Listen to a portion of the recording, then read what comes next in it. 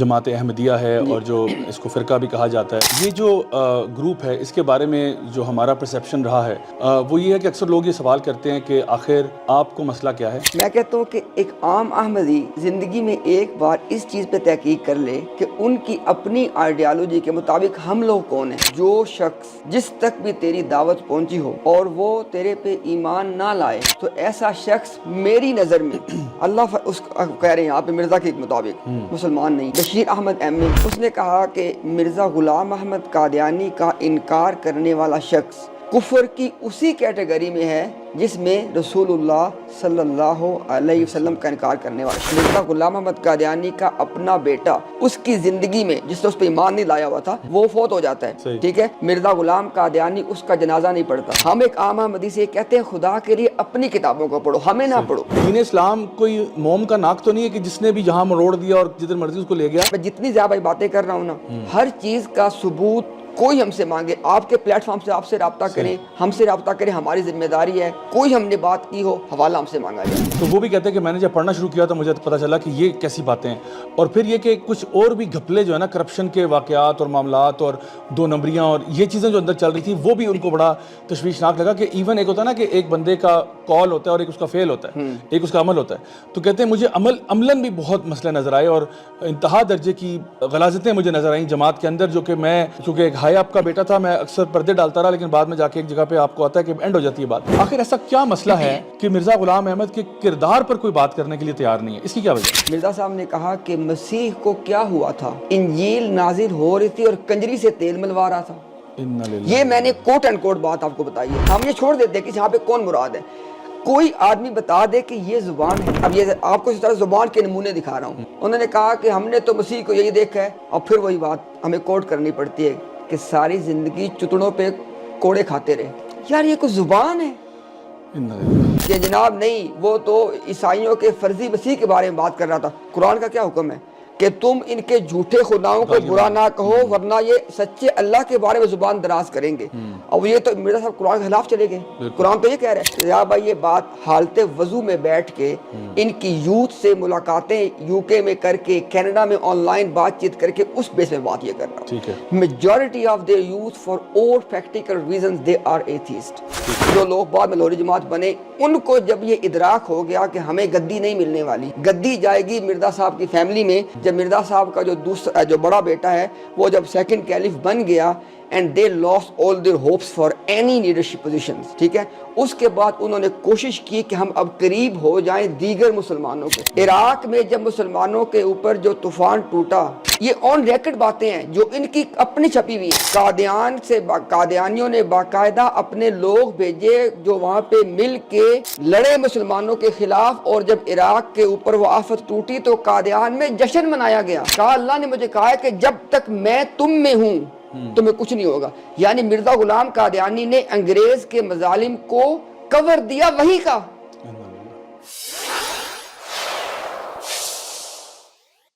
السلام علیکم ورحمۃ اللہ وبرکاتہ گائز، آج کا ٹاپک بہت ہی انٹرسٹنگ ہے۔ ہم بات کر رہے ہیں جماعت احمدیہ کے بارے میں، یعنی جن کو ہم لوگ قادیانی کہتے ہیں، ان کے بارے میں، ان کے نظریات کیا ہیں، ان کے عقائد کیا ہیں۔ Why is it such a problem for Muslims؟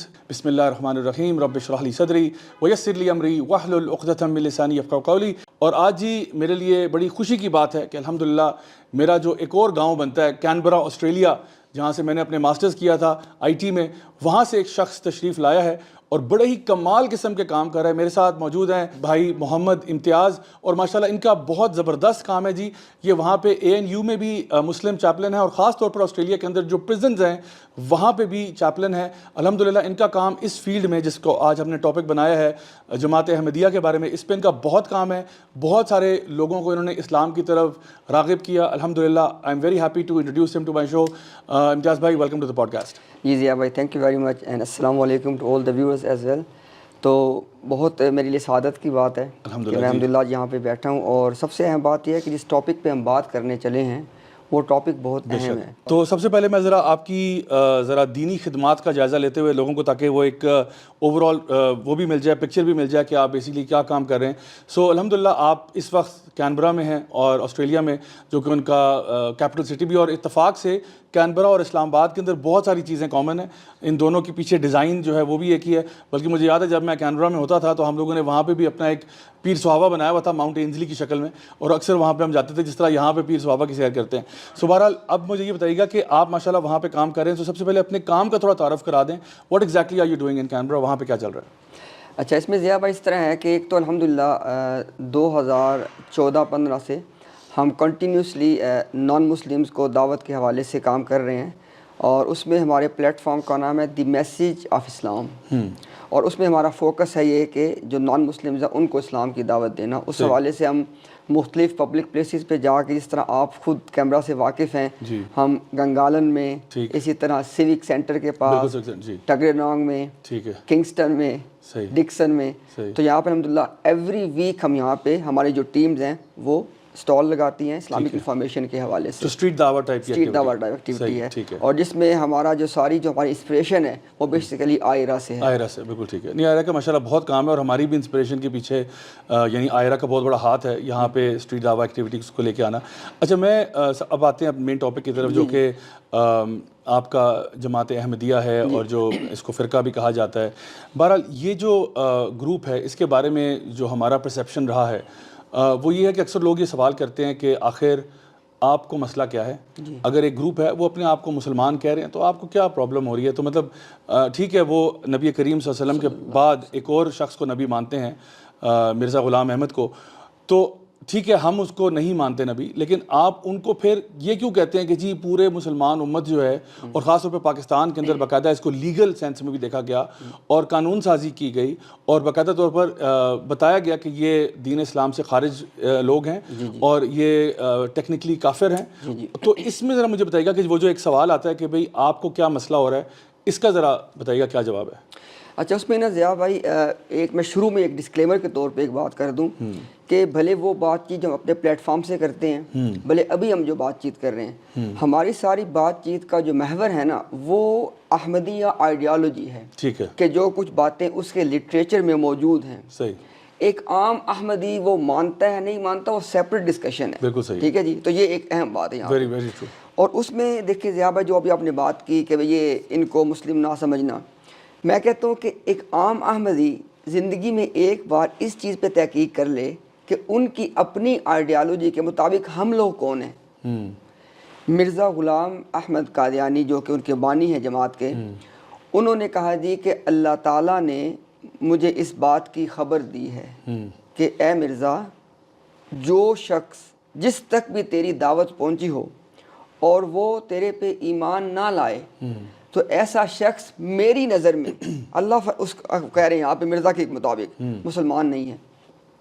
اب یہ بات اس کی تحریر میں آ گئی. اس کے بعد جماعت احمدیہ کی ہائرارکی کے اندر نا جو سیکنڈ موسٹ امپورٹنٹ آدمی ہے وہ مرزا غلام احمد قادیانی کا بڑا بیٹا مرزا بشیر الدین محمود, جو کہ ان کی جماعت کا سیکنڈ خلیفہ بنا. صحیح.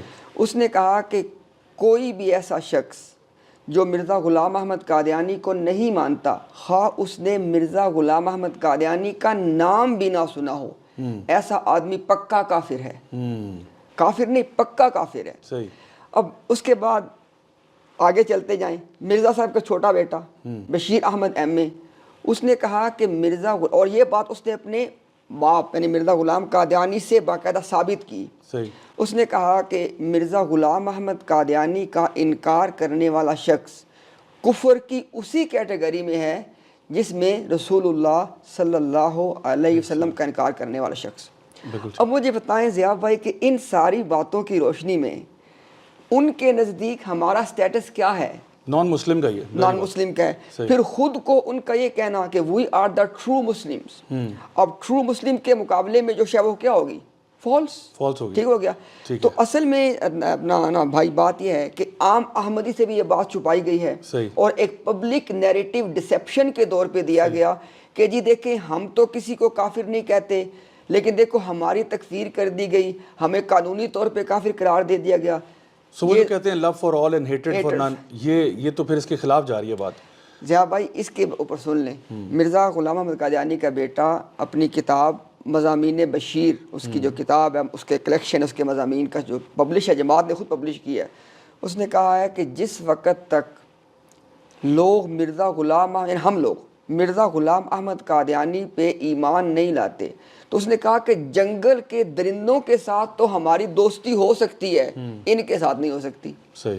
پھر اس نے کہا کہ دو قوموں کو جدا کرنے والے جتنے عوامل ہو سکتے ہیں وہ مرزا صاحب نے کر دیے. مثلاً آپس کی شادیاں نہیں ہو سکتی، جنازہ نہیں پڑھ سکتے، ایک دوسرے کے پیچھے نماز نہیں پڑھ سکتے. یہاں تک ضیاء آئی کہ مرزا غلام احمد قادیانی کا اپنا بیٹا اس کی زندگی میں جس نے اس پہ ایمان نہیں لایا ہوا تھا وہ فوت ہو جاتا ہے. ٹھیک ہے، مرزا غلام قادیانی اس کا جنازہ نہیں پڑھتا.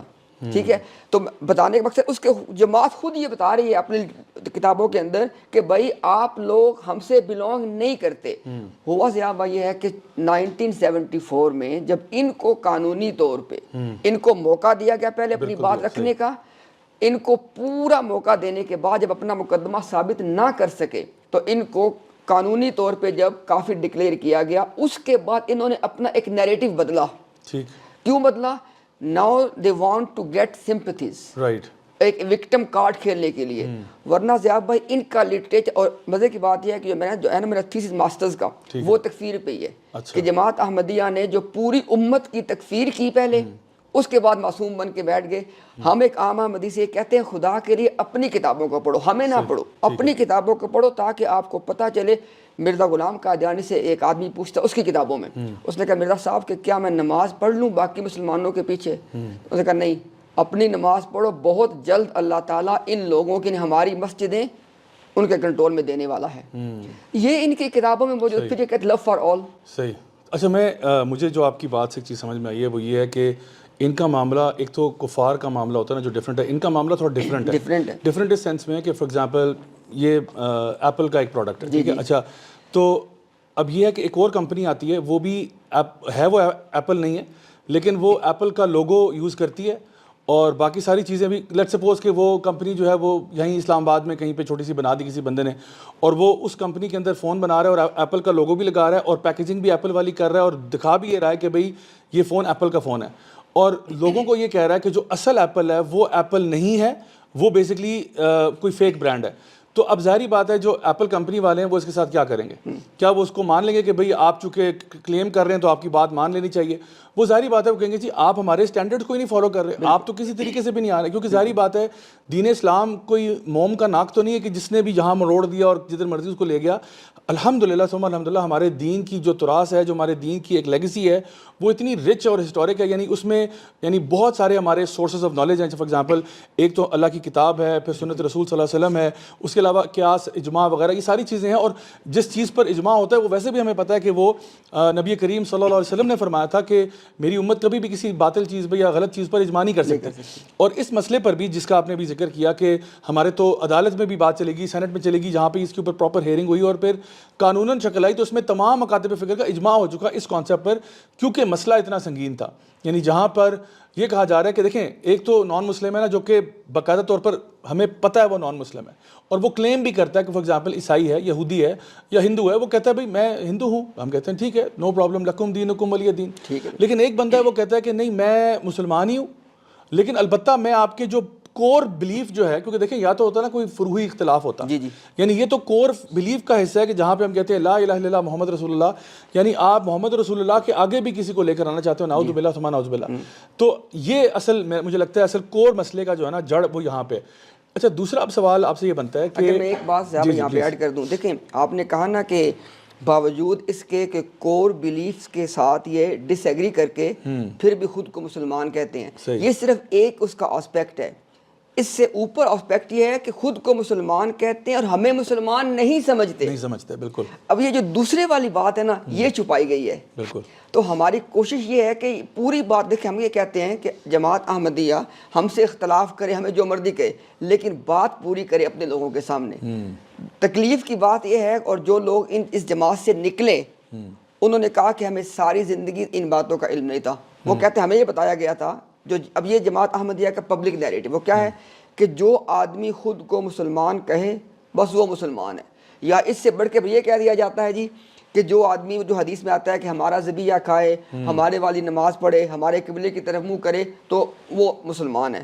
بھائی یہاں پہ یہ ہے کہ وہ مسلمان تو ہو گیا یہاں پہ سوال یہ ہے کہ کیا مسلمان ہونے کے بعد کوئی آدمی کوئی ایسا عقیدہ یا عمل اختیار کر سکتا ہے جس کے بعد اسلام سے نکل جائے؟ یعنی یہ نواقض الایمان والی بات ہے. تو ایک اور شخص کو نبی ماننے کے بعد مسلمان تو ہوئے, ایک اور شخص کو نبی ماننے کے بعد وہاں سے نکل گئے, یہ حصہ چھپا لیا جاتا ہے. اور دیکھیں یہ بتائیں آپ ضیاء بھائی, ان کے نزدیک, اور میں جتنی ضیاء بھائی باتیں کر رہا ہوں نا, ہر چیز کا ثبوت کوئی ہم سے مانگے, آپ کے پلیٹ فارم سے آپ سے رابطہ کریں, ہم سے رابطہ کریں, ہماری ذمہ داری ہے. کوئی ہم نے بات کی ہو حوالہ ہم سے مانگا جائے. ٹھیک ہے. ان کی جماعت نے کہا ہے کہ لاہوری جماعت جو ان کا ایک سیکٹ ہے, بالکل بالکل, اور جمبا گروپ, عبدالغفار جمبا جرمنی میں ہے وہ, اس کا گروپ جو مرزا غلام قادیانی کو مانتے ہیں, سچا مانتے ہیں, انہوں نے کہا ہے کہ یہ دونوں کے دونوں پکے کافر ہیں, جہنمی ہیں, گمراہ ہیں. سوال یہ پیدا ہوتا ہے, وہ جو دونوں گروپ ہیں, پہلی بات کہ وہ قبلے کی طرف رخ بھی کرتے ہیں, ذبیحہ بھی کھا رہے ہیں, نماز بھی تمہارے والی پڑھ رہے ہیں, قادیانی کی طرح نماز پڑھ رہے ہیں, ٹھیک ہو گیا جی. اس کے بعد وہ مرزا صاحب کو بھی مان رہے ہیں, ایون دو وہ جہنمی ہیں. تو اس کا مطلب ہے کہ اصل بات ہے کہ مرزا صاحب کو ماننے کے علاوہ کوئی شخص مسلمان نہیں ہو سکتا. یہ ان کا اصل ہے, اس کو چھپا لیا جاتا ہے. اچھا, یہ جب بات آتی ہے تو ہم لوگ اکثر اوقات, میں نے بھی ایک دفعہ اپنی ایک پوڈ کاسٹ پہ ایک ایکس احمدی کو انوائٹ کیا تھا. الحمدللہ انہوں نے بڑی اچھی پوڈ کاسٹ تھی, اور انہوں نے بڑے ڈیٹیل میں جماعت کے اندر کے جو معاملات ہیں, نہ صرف یہ کہ عقائد کے اعتبار سے, اور وہ بڑے ہائی اپ جو احمدی جماعت کے اندر بڑے ہائی اپ اوفیشل تھے, ان کے وہ برخوردار تھے. اور انہوں نے پھر بتایا کہ جی کس طرح سے ایک تو کچھ باتیں جو چھپائی جاتی ہیں نہیں بتائی جاتی, ایک پبلک نیریٹو ہے اور پھر ایک اندر کی بات ہے جو اصل بات ہوتی ہے. تو وہ بھی کہتے ہیں کہ میں نے جب پڑھنا شروع کیا تو مجھے پتہ چلا کہ یہ کیسی باتیں ہیں.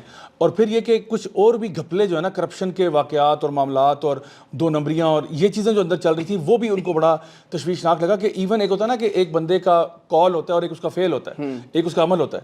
تو کہتے ہیں مجھے عملاً بھی بہت مسئلہ نظر آئے, اور انتہا درجے کی غلاظتیں مجھے نظر آئیں جماعت کے اندر, جو کہ میں چونکہ ایک ہائی آپ کا بیٹا تھا, میں اکثر پردے ڈالتا رہا, لیکن بعد میں جا کے ایک جگہ پہ آپ کو آتا ہے کہ اینڈ ہو جاتی ہے بات. اچھا, اب سوال یہ ہے کہ کیونکہ اکثر اوقات جب آپ ان کے ساتھ ڈبیٹ یا بحث یا کوئی ڈسکشن کرتے ہیں تو عام طور پہ یہ آپ کو ان سوالوں پر لے کے آتے ہیں جو مجھے لگتا ہے کہ بہت بات کے سوال ہیں. مثال کے طور پہ وہ آپ سے ٹیکنیکل ڈبیٹ کریں گے کہ جی وہ نبی اور رسول کا فرق کیا ہوتا ہے, اور خاتم النبیین کیا تھا, اور یہ کیا تھا.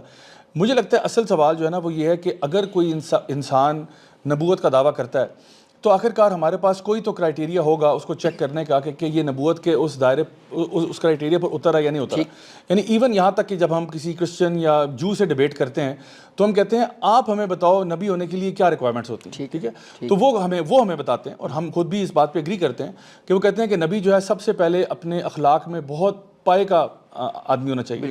یعنی اپنے اخلاقی طور پہ وہ ایک بڑے ہائی پیڈسٹل پہ ہوگا, یعنی کہ اور وہ نبوت سے پہلے بھی ایسا ہی ہوگا. یعنی یہ نہیں کہ نبوت کے بعد اللہ معاف کرے کوئی ایسا شخص تھا جو کہ مشرک اور یہ اور وہ تھا, اور ایک دم سے پھر وہ اسلام میں یعنی ایک دم سے نبوت آئی تو ٹھیک ہو گیا. کیونکہ تمام انبیاء کے بارے میں ہمیں بھی پتہ ہے حدیث میں کہ کوئی بھی شرک پہ نہیں تھا. تمام انبیاء جو ہے وہ شیپرڈز ہوا کرتے تھے, بکریاں چراتے تھے, بڑے سمپل مینز میں رہتے تھے, اور دیگر حرام چیزوں سے دور رہتے تھے, اور پھر اللہ تعالیٰ ان کو نبوت دے دیتا ہے. تو ایک تو یہ چیز کہ اس کا کردار ایسا ہوگا. دوسری بات یہ, اس سے کبھی بھی جھوٹ بولنا ثابت نہیں ہوگا.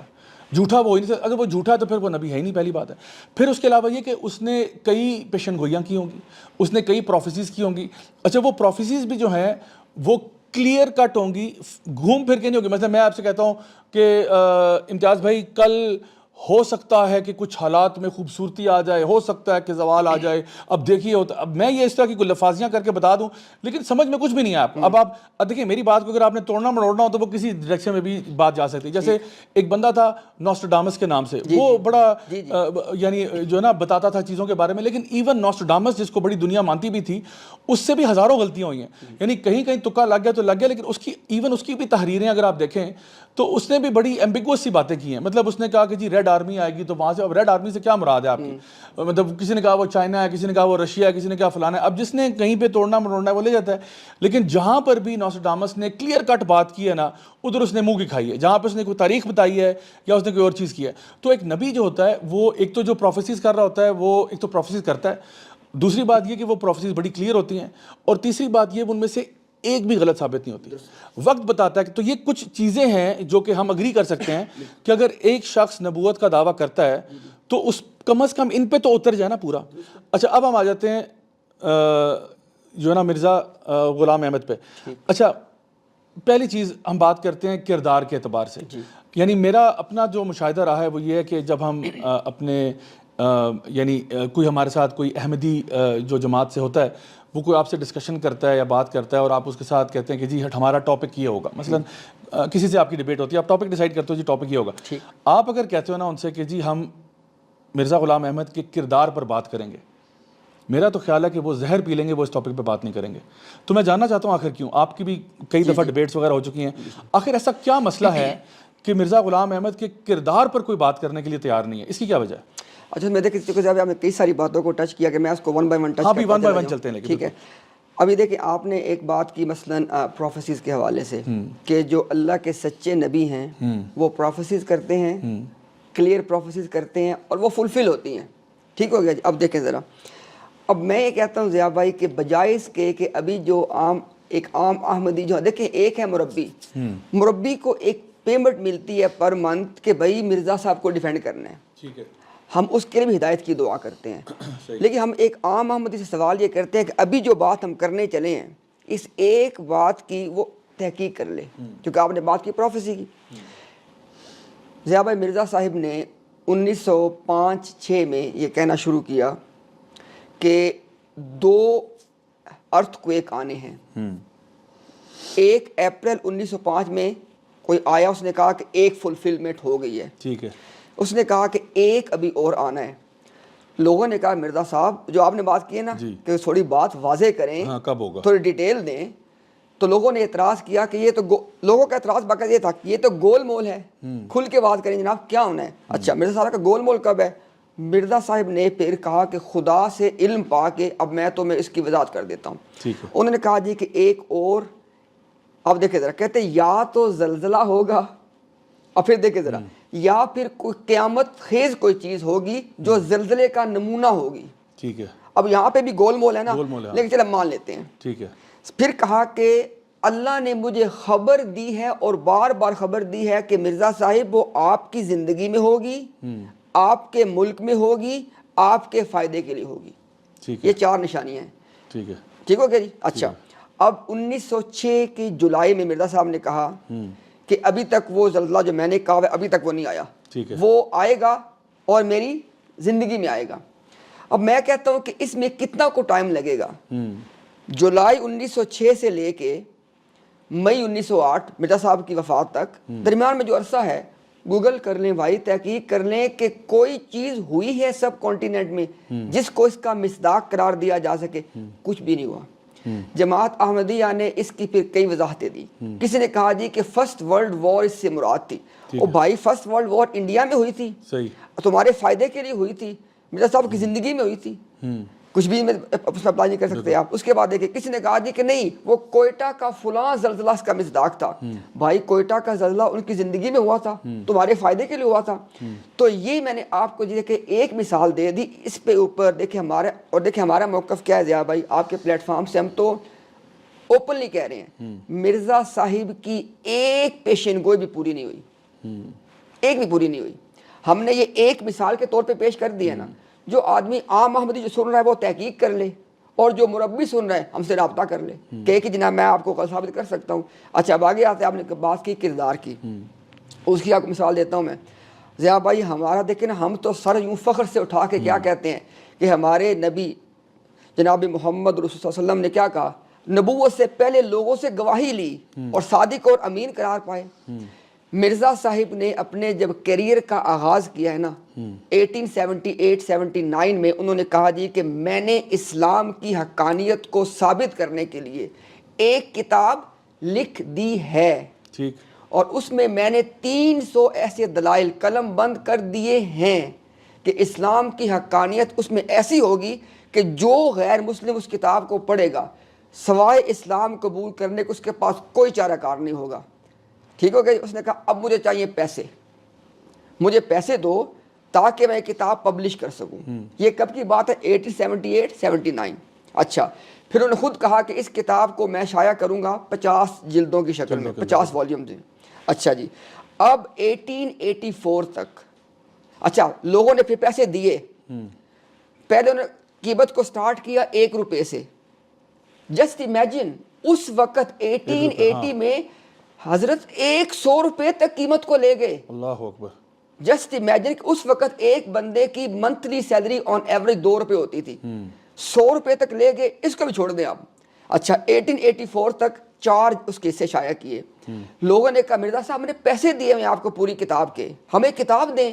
اچھا مرزا صاحب نے ان کو 1891-92 یعنی 10 سال تک کیا کہتے رہے کہ میں چھاپوں گا, میں اور تحقیق کر رہا ہوں. پہلی بات تو آپ نے کہا میں کتاب لکھ چکا ہوں, تحقیق کس بات کی آپ کر رہے ہیں, چلیں اس کو بھی چھوڑ دیں. 10 سال تک کیا کہا کہ don't worry I will publish the book, you will get your copy. ٹھیک ہو گیا جی. 1905 میں جا کے کیا کیا, ایک 5واں حصہ, وہ بھی کیسے, کوئی اور کتاب لکھ رہے تھے, لکھتے لکھتے اسی کو نام دے دیا براہین پنجم کا, اور کہا کہ اور ساتھ کیا کہہ دیا کہ دیکھیں جی 5 اور 50 میں 0 کا فرق ہوتا ہے, ڈاٹ کا فرق ہے, میں نے 5 شائع کی ہیں, یہ 50 والا کام پورا ہو گیا. بھائی آپ نے پیسے لیے ہیں 50 کے. اب اس کے بعد دیکھیں ہم نے یہ تمام ثبوت دکھائے لوگوں کو. مرزا صاحب نے اپنے قلم سے اپنی موجودہ تحریروں میں اعتراف کیا کہ جو لوگوں نے مجھے پیسے دیے تھے کتاب کے حاصل کرنے کے لیے, اس میں سے کچھ پیسے میرے سے ذاتی ضروریات پہ خرچ ہو گئے ہیں. ٹھیک, نہ لوگوں کو پیسے واپس کیے, نہ لوگوں کو کتاب دی. یہ دیانت ہے؟ بالکل بھی نہیں. اب میں نے کہا ایک اس کے کتنی باتیں ہیں, صرف اس آپ ایک مثال سے دیکھ لیں کہ جو آدمی مالی معاملات کے اندر دیانت نہ دکھا سکا, بتائیں اس کو آپ ہمیں کہتے نبی مان لو. اچھا امتیاز بھائی, ایک تو یہ آپ نے بڑا زبردست مثال دی کہ انہوں نے 50 کا وعدہ کیا. اب ظاہری بات ہے ایک بندہ, نبی کریم صلی اللہ علیہ وسلم کی اگر حدیث میں آپ دیکھیں تو آپ نے منافقت کی جو نشانیاں بتائی ہیں, آپ نے فرمایا کہ منافق جو ہے جب بولتا ہے جھوٹ بولتا ہے, جب وعدہ کرتا ہے اس کو پورا نہیں کرتا, امانت میں خیانت کرتا ہے, اور ایک زبان خراب ہوتی ہے جو جس کا ذکر بھی کیا. اچھا یہاں پہ ایک سوال پیدا ہوتا ہے کہ ایک تو یہ کہ آپ نے وعدہ کیا اور اتنا بڑا وعدہ, دیکھیں ایک ہر چیز کی نا اپنی نوعیت ہوتی ہے. مثال کے طور پہ ایک بات آپ کہتے ہو, ایک بڑے عہدے کے اوپر آپ فائز ہو اور آپ ایک بات کہتے ہو اس کا وزن اور ہے, ایک چھوٹا موٹا بندہ ہے وہ بات کرتا ہے اس کا وزن اور ہے. آپ ایک قوم سے وعدہ کرتے ہو, امت سے وعدہ کرتے ہو, اس کی ویلیو اور ہے. ایک چھوٹا موٹا وعدہ آپ نے کسی سے کیا بھی میں 6 بجے پہنچ جاؤں گا, یہ ایک اور وعدہ ہے. لیکن بہرحال دونوں غلط ہیں اگر دونوں توڑے جاتے ہیں, لیکن بہرحال نوعیت فرق ہوتی ہے. یہاں پہ نہ صرف وعدہ ہے بلکہ بہت بڑا وعدہ ہے, اور 50 جلدیں دین اسلام کی خدمت میں آپ نے کہا نا لکھ چکا ہوں, اور اللہ سے وہی پا کے لکھ چکا ہوں, اور پھر اس کے بعد دینا بھی 5. اور چلیں اگر آپ 5 میں یہ بھی کہہ دیتے کہ چلو ابھی مجھے ٹائم درکار ہے, یا مجھے ابھی تھوڑا سا ٹائم دیں میں کر لیتا ہوں, یا بندہ سر جوڑ کے کام کر ہی لیتا ہے بہرحال, تو اس میں بھی یہ کہنا بعد میں ہیلا یا بہانہ ڈھونڈنا کہ بھئی 5 اور 50 میں 0 کا فرق ہے وہ آپ لگا کے کر دیں, تو یہ بھی نظر آتا ہے کہ ایک یعنی ایک میں سمجھتا ہوں کہ دیکھیں ہمارے خاص طور پہ جو ابھی اگر کوئی احمدی جماعت سے لوگ سن رہے ہیں ہماری بات, تو دیکھیں آپ نا, میں ایون کوئی کسی سے بھی ہماری ڈیبیٹ ہو تو ہم کہتے ہیں کھلے دل سے سوچا کریں, ہمارا کسی سے کوئی ذاتی دشمنی یا کسی سے پرسنل معاملہ نہیں ہے, ہم کہتے ہیں حق کی بات ہونی چاہیے, اور اگر جہاں پہ بھی کوئی پرابلم ہے آپ اس کو انویسٹیگیٹ کریں. جو بھی باتیں ایون یہاں پہ ہم لوگ کر رہے ہیں, آپ لوگوں کے پاس آج ماڈرن ٹیکنالوجی اویلیبل ہے, اور آپ خود فیکٹ چیک کر سکتے ہیں جو باتیں یہاں پہ کی جا رہی ہیں, you can fact check it اس میں. اور انشاءاللہ آپ نے یہ اچھا کیا, آپ نے شروع میں ڈسکلیمر دے دی کہ بھئی ہم حاضر ہیں, آپ پوچھنا چاہتے ہیں حوالے, ہم حوالے آپ کو دے سکتے ہیں. سو آئی تھنک ہر بندے کو نا آج کل اپنی آنکھیں کھولنی چاہیے, کیونکہ یہ زمانہ ہی ایسا ہے کہ اب ہمیں اٹھ جانا چاہیے, جاگ جانا چاہیے.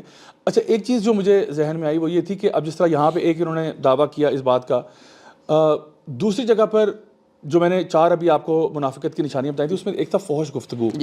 اچھا جہاں پہ ہم کردار کی بات کرتے ہیں وہاں پہ یہ بات بھی بہرحال ہمارے سامنے ہے کہ مرزا صاحب نے بہت بری زبان, غیر شائستہ, میں سمجھتا ہوں بہت میں نفیس لفظ استعمال کر رہا ہوں, غیر شائستہ, حتیٰ کہ یہ بھی کہا جا سکتا ہے کہ یہ ایسی زبان استعمال کی جو کسی نبی اور رسول کو کیا کسی عام مسلمان کو بھی نہیں استعمال کرنی چاہیے, ایسی زبان استعمال کی. ان کے کچھ فالوور سپورٹر جو ہیں اب وہ اس کی تعویل کرتے ہیں کہ نہیں ان کے کہنے کا مطلب کچھ یوں تھا. مثال کے طور پہ وہ کوئی ایک لفظ ہوگا جو انہوں نے استعمال کیا ہے, وہ کہیں گے نہیں اس کا وہ نا یہ کہنا چاہ رہے تھے. اچھا اس کے بارے میں تھوڑا سا ذرا بتا دیں آپ کہ ایک تو یہ کہ کون سے ایسے الفاظ ہیں جو انہوں نے استعمال کیے کتابوں کے ساتھ آپ حوالے کے ساتھ بتائیے گا, اور یہ کہ اس کی وہ تعویل جو بتائی جاتی ہے وہ تعویل کیوں نہیں ہو سکتی. ٹھیک ہے. اچھا دیکھو اس میں نا آپ یوں دیکھ لیں, ہم مثال ہی ایسی دے دیتے ہیں نا کہ جہاں پہ یہ تعویل کر نہیں پائیں گے, کیونکہ ہمارا مقصد ہے بات کو سمجھا دینا, کلیئر ہو جائے. وجہ سے کہ جو پیچھے نے الجھا دیا اس کو چھوڑ دیتے ہیں ہم. صحیح. ضیاء بھائی مرزا صاحب نے کہا, اب دیکھیں نا ضیاء بھائی تکلیف اس ٹاپک پہ نا کام کرتے وقت ہمیں بڑی مشکل پیش آتی ہے. ہمیں مرزا صاحب کی اتنی سخت تحریریں بار بار ریپیٹڈلی اپنی زبان سے ادا کرنی پڑتی ہیں. تو اللہ میں معاف کرے کیا کریں ہم. مرزا صاحب نے کہا کہ مسیح کو کیا ہوا تھا, انجیل نازل ہو رہی تھی اور کنجری سے تیل ملوا رہا تھا. یہ میں نے کوٹ اینڈ کوٹ بات آپ کو بتائی ہے. اب بتائیں, یعنی مسیح سے مراد عیسیٰ علیہ السلام ہے. سر میں کہتا ہوں اس میں ایک اور دھوکہ دیتے ہیں, کہتے ہیں جی وہ عیسائیوں کے فرضی مسیح کی, بھائی اسی کو لگا لو, تم اسی کو لگا لو, ہم سے زبان کی بات کر لیتے ہیں, ٹھیک ہے, ہم یہ چھوڑ دیتے ہیں کہ یہاں پہ کون مراد ہے. کوئی آدمی بتا دے کہ یہ زبان ہے, پھر اس کے بعد جناب انہوں نے اپنی امیجنیشن کو استعمال کیا, انہوں نے کہا کہ دیکھو نعوذ باللہ وہ کنجری جب اپنے بال حضرت مسیح کے پاؤں پہ ڈال رہی تھی, اپنے جسم سے ان کا جسم, کیسی یار باتیں آپ کر رہے ہو, آپ کہتے ہو. اور مرزا صاحب کا بنیادی دعویٰ یہ ہے کہ وہ کسر صلیب کرنے کے لیے آئے ہیں, یعنی عیسائیت کو, یعنی ایک شخص ضیاء بھائی جس کا دعویٰ ہے کہ اللہ نے اس کو اپوائنٹ کیا ہے عیسائیت کو اسلام میں لانے کے لیے, یہ اس کی زبان ہے. آپ چھوڑ دیں ہمیں مسلمانوں کے بارے میں, جیسے آپ نے اشارہ کر دیا, ہمیں ولد الحرام کہا, کنجریوں کی پتہ نہیں کیا کیا. ایک چھوٹی سی بات ایڈ کرتا چلو تاکہ لوگوں کو بھی سمجھ آ جائے, جو بھی ان کی تحریریں ہیں وہ اردو زبان میں ہی موجود ہیں, میجورٹی اردو میں ہی ہے. یعنی کہ آپ یہ جو ٹرانسلیشن نہیں آپ بتا رہے, یہ ڈائریکٹ کوٹ بتا رہے ہیں, کوٹ بتا رہے ہیں. ہم نے تو وہی بات کر دی نا کہ بھئی اگر کسی چیز کا حوالہ ہم نہ دے سکیں ہم آپ کے مجرم ہیں, ٹھیک ہے جی. اچھا اس کے بعد آپ یہ دیکھیں جناب کہ یہ اب یہ آپ کو اس طرح زبان کے نمونے دکھا رہا ہوں. انہوں نے کہا کہ ہم نے تو مسیح کو یہی دیکھا ہے, اور پھر وہی بات ہمیں کوٹ کرنی پڑتی ہے کہ ساری زندگی چتڑوں پہ کوڑے کھاتے رہے. یار یہ کوئی زبان ہے بھائی. اور ساتھ دعویٰ کیا ہے کہ اللہ نے ان کو اپوائنٹ کیا ہے عیسائیت کو ختم کرنے, ان کو اسلام میں داخل کرنے کے لیے. بھائی اس طرح داخل, آگے سے دیکھیں جواب کیا ملتا ہے. اب یہ بڑی اہم بات ہے, ہمیں آگے سے ضیاء بھائی ٹوٹل 2 جواب دیے گئے ہیں بنیادی طور پہ, کئی میں سے بنیادی طور پہ 2 جواب دیے گئے. ایک ہمیں جواب یہ دیا گیا کہ دیکھو اس وقت جو عیسائیت تھی نا وہ ہمارے نبی کی توہین کر رہی تھی, پادری یہ کہہ رہا تھا, فلانا یہ کہہ رہا تھا. بھائی یار یہ کوئی جسٹیفیکیشن ہے. ہاں ایگزیکٹلی بھائی. اچھا دوسری بات ہمیں کیا بتائی گئی کہ جناب نہیں وہ تو عیسائیوں کے فرضی مسیح کے بارے میں بات کر رہا تھا. قرآن کا کیا حکم ہے کہ تم ان کے جھوٹے خداؤں کو برا نہ کہو ورنہ یہ سچے اللہ کے بارے میں زبان دراز کریں گے. اور یہ تو مرزا صاحب قرآن کے خلاف چلے گئے. قرآن تو یہ کہہ رہے ہیں, ہم کہتے ہیں کہ عیسائیوں کے فرضی مسیح جس کو وہ خدا مانتے ہیں اس کے بارے میں قرآن کی روح سے وہ یہ بات نہیں کر سکتے تھے. تو ضیاء بھائی اتنے نمونے ہیں, we can go on and on, جہاں پہ ان کی زبان. ہم نے دیکھے 2 مثالیں دے دی. اگر کوئی آدمی کہہ دے, ایک اور ایڈ کر دیتے ہیں. انہوں نے کہا جی کہ جو حضرت مسیح کے جو کنجریوں کے ساتھ تعلقات تھے نعوذ باللہ من ذالک, وہ اس وجہ سے تھے کہ ان کی 3 دادیاں اور نانیاں زناکار تھیں. انا للہ و انا الیہ راجعون. یار ہمیں بھی تو بتاؤ نا, ہم کہاں جائیں. تم تو وکٹم کارڈ کھیل کے فارغ ہو گئے ہیں, تم تو کہتے ہو جی دیکھو ظلم ہو گیا. یہ تحریریں بھی تو پڑھو بھائی, کچھ تو انصاف کرو. اچھا یہ بتائیں کہ انہوں نے جو ایک لفظ ولد الحرام ذکر کیا, اس کا ذرا کانٹیکس آپ کو سب بات بتائیں, یہ کس کانٹیکس میں کہا گیا اور کس کو کہا گیا, اور یہ اس کا ذرا ترجمہ اور تشریح بھی کر دیں جو ہمارے آج کل کے بچوں کے لیے. انہوں نے کہا جناب کہ چونکہ مرزا صاحب نے ڈیبیٹ کی ایک کرسچن سے, ڈیبیٹ ہار گئے, ٹھیک ہے, اور ڈیبیٹ ہارنے کے بعد اس کو کور اپ کرنے کے لیے کہا کہ مجھے اللہ نے خبر دے دی ہے. یعنی 15 دن تک ڈیبیٹ چلتی رہی. مرزا صاحب اس کو نہیں کچھ لگا سکے بات کسی پر نے. انہوں نے کہا مجھے اللہ نے خبر دے دی ہے کہ یہ جو عیسائی ہے نا, اب فیصلہ اور طرح کروں گا اس سے میں, یہ 15 مہینے کے اندر فوت ہو جائے گا, ٹھیک, اگر حق سے رجوع نہ کرے تو. اب ایک عیسائی ہے, اس کا حق میں رجوع کرنا کیا ہے, مسلمان ہو جائے گا, سمپل از دیٹ.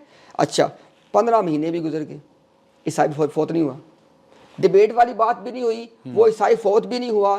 اب لوگوں نے کہا مرزا, اور اس کے بعد ضیاء بھائی ہندوستان کے اندر عیسائیوں نے ہاتھی منگوایا اور اس اپنے کرسچن ڈیبیٹر کو ہاتھی پہ بٹھا کے پورے ادھر علاقے میں چکر لگوائے, اور مسلمانوں کو انہوں نے بے شمار قسم کی گالیاں دی, مرزا صاحب کو بھی دی. یہ میں نے کیوں بات کوٹ کی ہے, ہمیں کہا جاتا ہے مرزا صاحب اسلام کا دفاع کر رہے تھے, یہ دفاع کر رہے تھے, یہ اسلام کو انہوں نے دفاع کیا تھا. اچھا اس پہ پھر جب مسلمانوں نے کہا کہ مرزا صاحب یہ کیا, انہوں نے کہا کہ جو آدمی جو ہے نا جو ہماری فتح کا قائل نہیں ہے اس کو باسٹرڈ بننے کا شوق ہے. حرام زادہ وہ حلال زادہ ہے ہی نہیں ہے, وہ اپنے باپ کا ہی نہیں ہے. جو یار کو بات ہے کرنے والی, بھائی تم نے ڈیبیٹ کی, دلائل دیے, وہ چھپ گئے ہیں, یہ گالیاں آپ کیوں نکال رہے ہو, اور ان کو دے رہے جو مان نہیں رہا. اور ساتھ جناب پھر کہا کہ جناب ان کی جو ہماری جو خواتین ہیں ان کو نہ, انہیں کیا کہا کہ کتیاں, یہ کتیوں کا لفظ میرے صاحب استعمال کیا ان خواتین کے لیے کہ جو ان کو نہ ماننے والوں کی خواتین ہیں.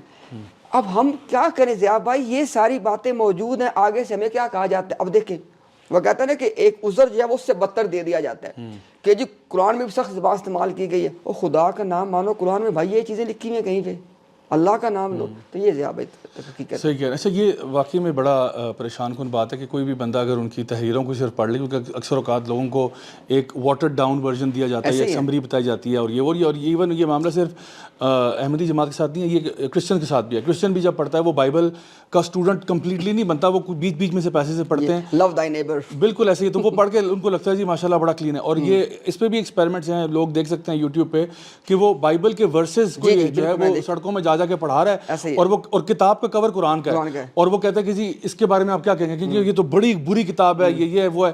اس نے کہا اچھا بائبل کے بارے میں کیا کہیں گے, بہت اچھی کتاب ہے یہ وہ. اس نے کہا بائی دا وے یہ بائبل کے ورسز تھے.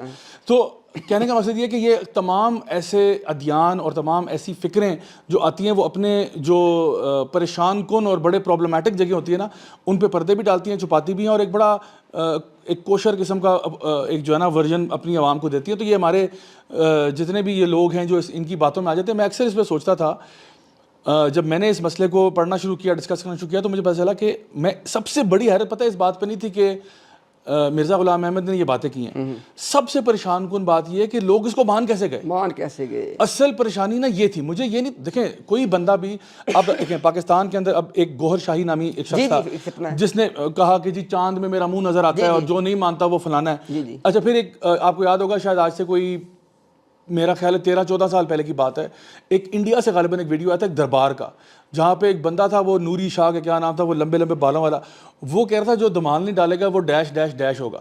بہت ہی گندی فحش ترین جو گالیاں نا وہ نکال رہا تھا, اور مرد اور عورت خواتین وہاں پہ ناچ رہے تھے. اور یہ کیوں ہو رہا ہے, یہ اللہ کو راضی کرنے کے لیے ہو رہا ہے. اور وہ اسٹیج پر بیٹھا ہوا, اللہ معاف کرے, ماں بہن کی گالیاں نکال رہا ہے کہ جو نہیں ناچے گا وہ فلانا ہوگا, اور وہ یعنی اتنی فوش. تو مجھے نا ہمیشہ سے جب بھی میں نے اس قسم کے لوگ دیکھے ہیں جنہوں نے بہت عجیب و غریب باتیں کی ہیں, اور انہوں نے کچھ ایسی باتیں کی ہیں جو بالکل اسلام کی جو مین سٹریم باڈی ہے اس سے علیحدہ ہیں, جو اجماع کے خلاف ہیں, جو بالکل ایک یعنی چیز چلی آ رہی ہے اس سے کوئی نیا کوئی شوشہ چھوڑ دیا ہے. مجھے حیرت اس بات پر زیادہ ہوتی ہے کہ لوگ جو ان کے ماننے والے یہ کیسے پیدا ہو جاتے ہیں, اور کیا وجوہات بنتی ہے جن کی بیسس پر ہی ہوتا ہے.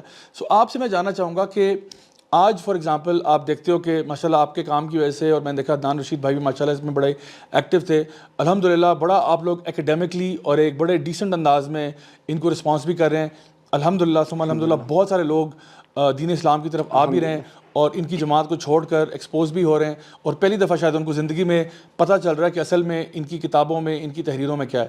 تو میں جاننا چاہوں گا کہ آپ یہ بتائیے گا کہ آخر کس طرح ہوا کہ اتنا عرصہ اس جماعت نے اپنے لوگوں کو ایک طرح سے کلوزڈ ببل میں رکھا, کلوزڈ انوائرمنٹ میں رکھا, اور اپنی تعلیمات وغیرہ کرتے رہے. یہ سسٹم کا بارے میں ذرا تھوڑا سا بتائیے. جی میں پہلے میں ایک بات, کہ آپ نے عدنان بھائی کا ذکر کیا, اس میں ایک بات میں بول دوں کہ ضیاء بھائی یہ جو نئی ایک ویو آئی ہے نا انگلش اسپیکنگ ورلڈ کے اندر احمدیت کی ریفیوٹیشن پہ ایکیڈیمیکلی, اس کے سر خیل ہمارے عدنان رشید بھائی ہیں. بے شک انہوں نے ایک ڈیبیٹ, ایک ڈسکشن کی اسپیکرز کارنر میں. ایک آئرش امام ہیں, ان کے ریورٹ قادیانی ہیں, ابراہیم نونن, ان کے ساتھ وہ جو بات چیت ہوئی وہاں سے ایک ایکسپلوژن ہوا. پھر الحمدللہ پھر اس کے بعد یہ جو 1.25 سال کا عرصہ ہے, عدنان رشید بھائی کا چینل پہ وہ تمام چیزیں موجود ہیں جو ایک پوری وہ چیز چلتی آ رہی ہے. تو الحمدللہ عدنان بھائی کو اللہ تعالیٰ اس جزا خیر عطا فرمائے کہ انہوں نے اس ایک نئی ویو میں اتنا اہم کردار ادا کیا, اور باوجود آپ جانتے ہیں, ہم دونوں جانتے ہیں وہ کتنے مصروف آدمی ہیں, اس کے باوجود وہ اس کاز کو بھی ٹائم دے. اللہ قبول کرنے کی محنتوں کو.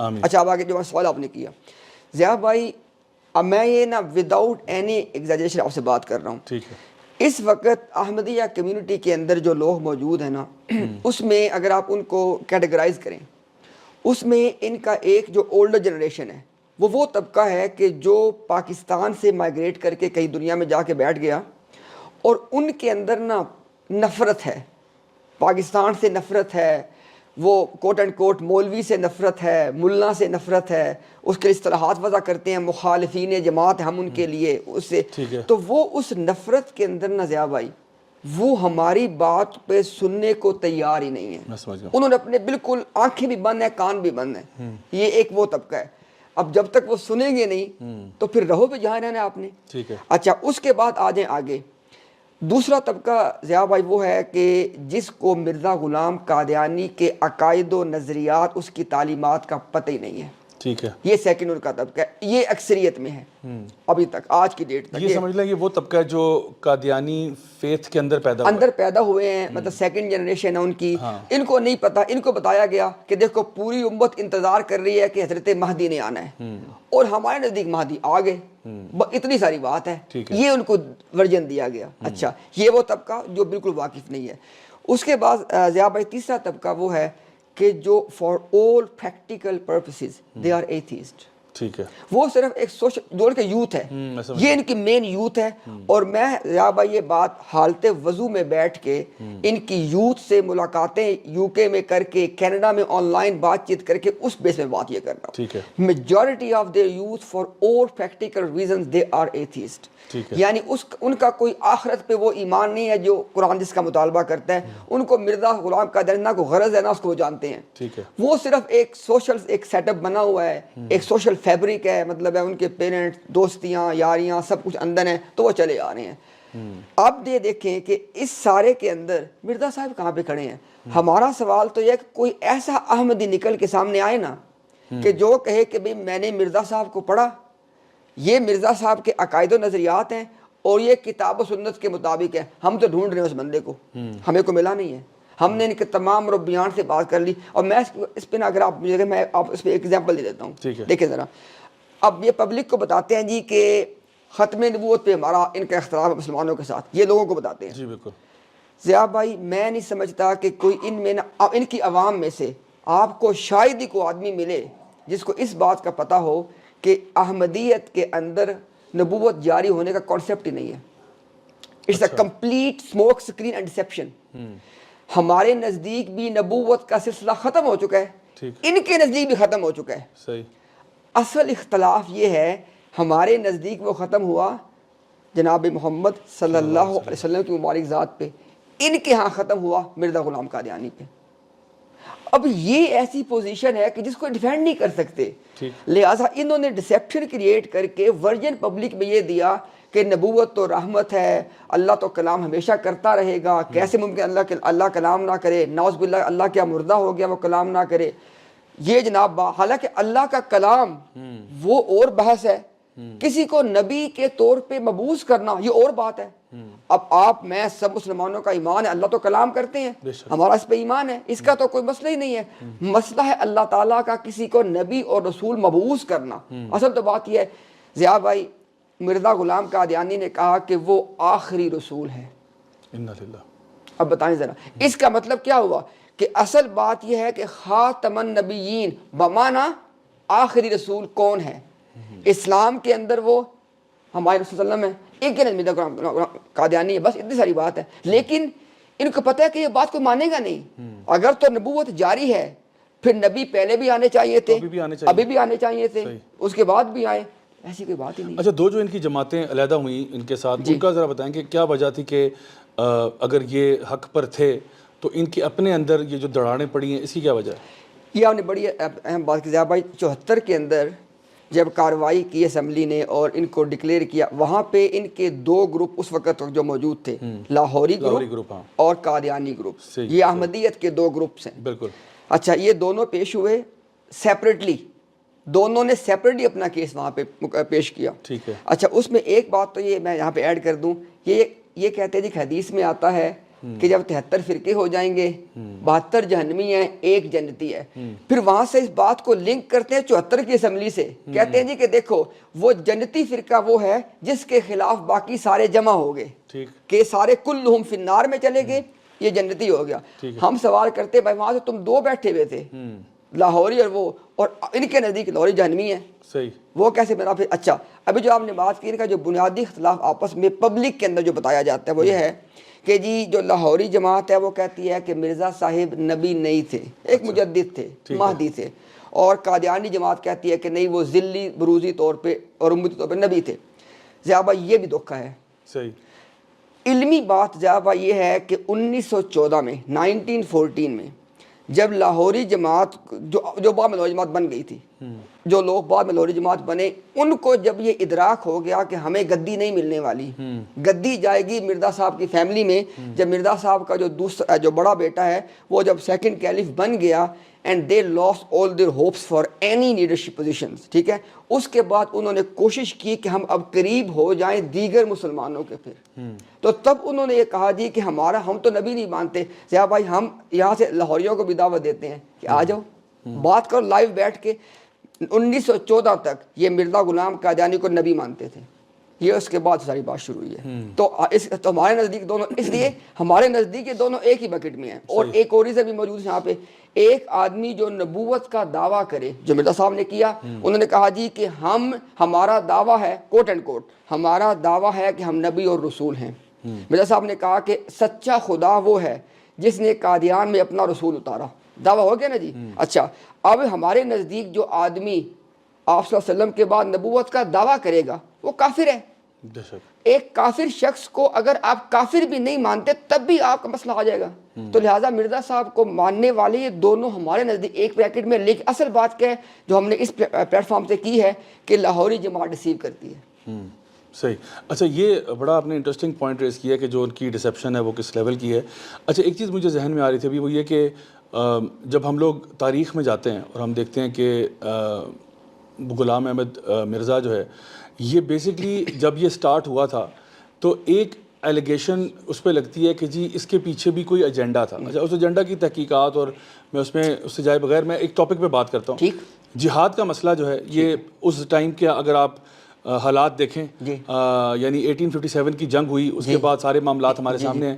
اچھا، اس ٹائم پہ ایک ایسا شخص آ کر سب سے پہلے سین پر آتا ہے اور وہ بات کرتا ہے جو امت کی جو اصل مین سٹریم پوزیشن ہے اس سے فرق ہے، یعنی جہاد کا انکار کر دینا اور یہ کہہ دینا کہ اب یہ اسلام کے اس میں سے نہیں ہے۔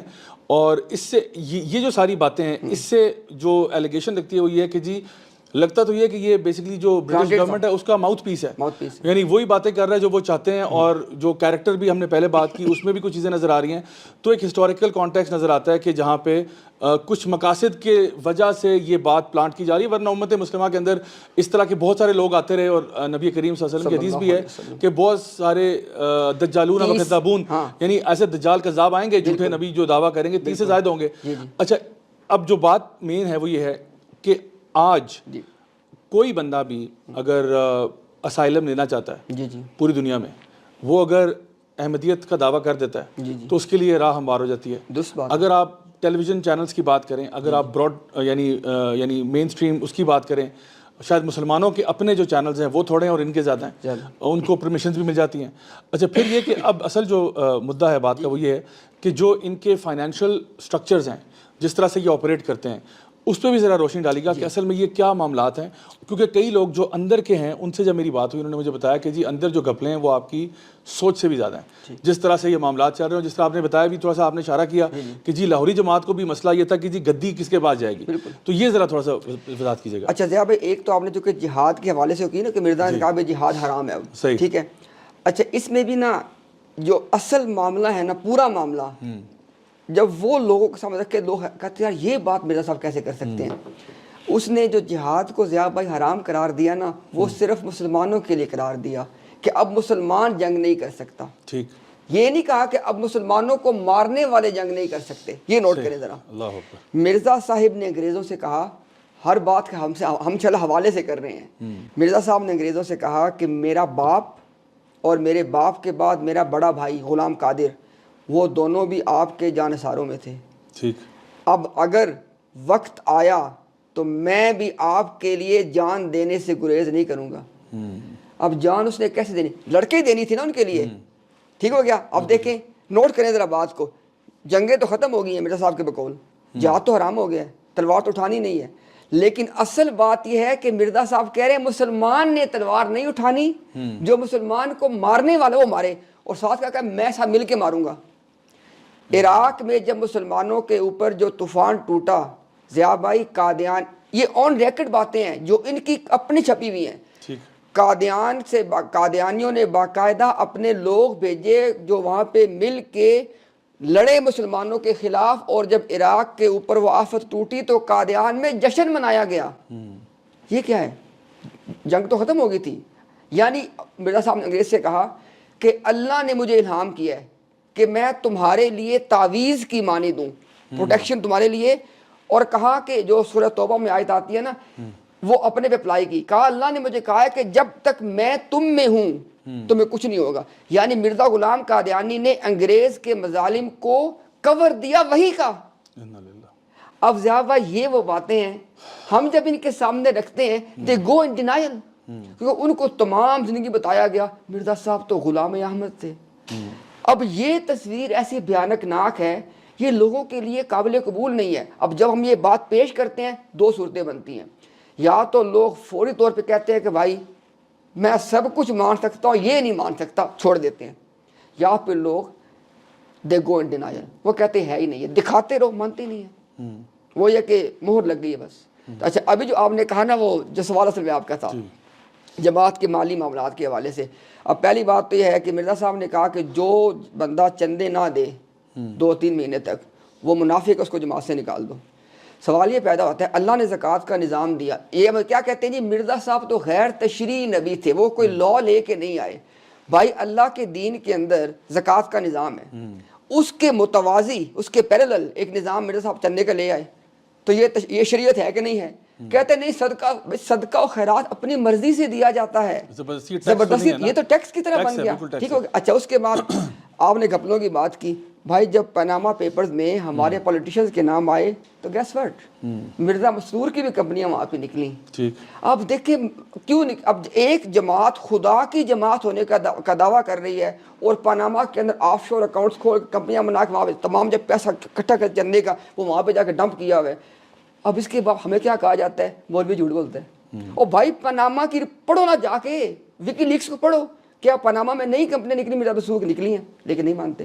اب ضیاء بھائی یہ وہ حقائق ہیں جو ویریفائیبل ہے, چھوڑ دو مرزا کی کتابوں کو, بھائی یہ تو آج کی باتیں ہیں and you can verify them but still they don't want to.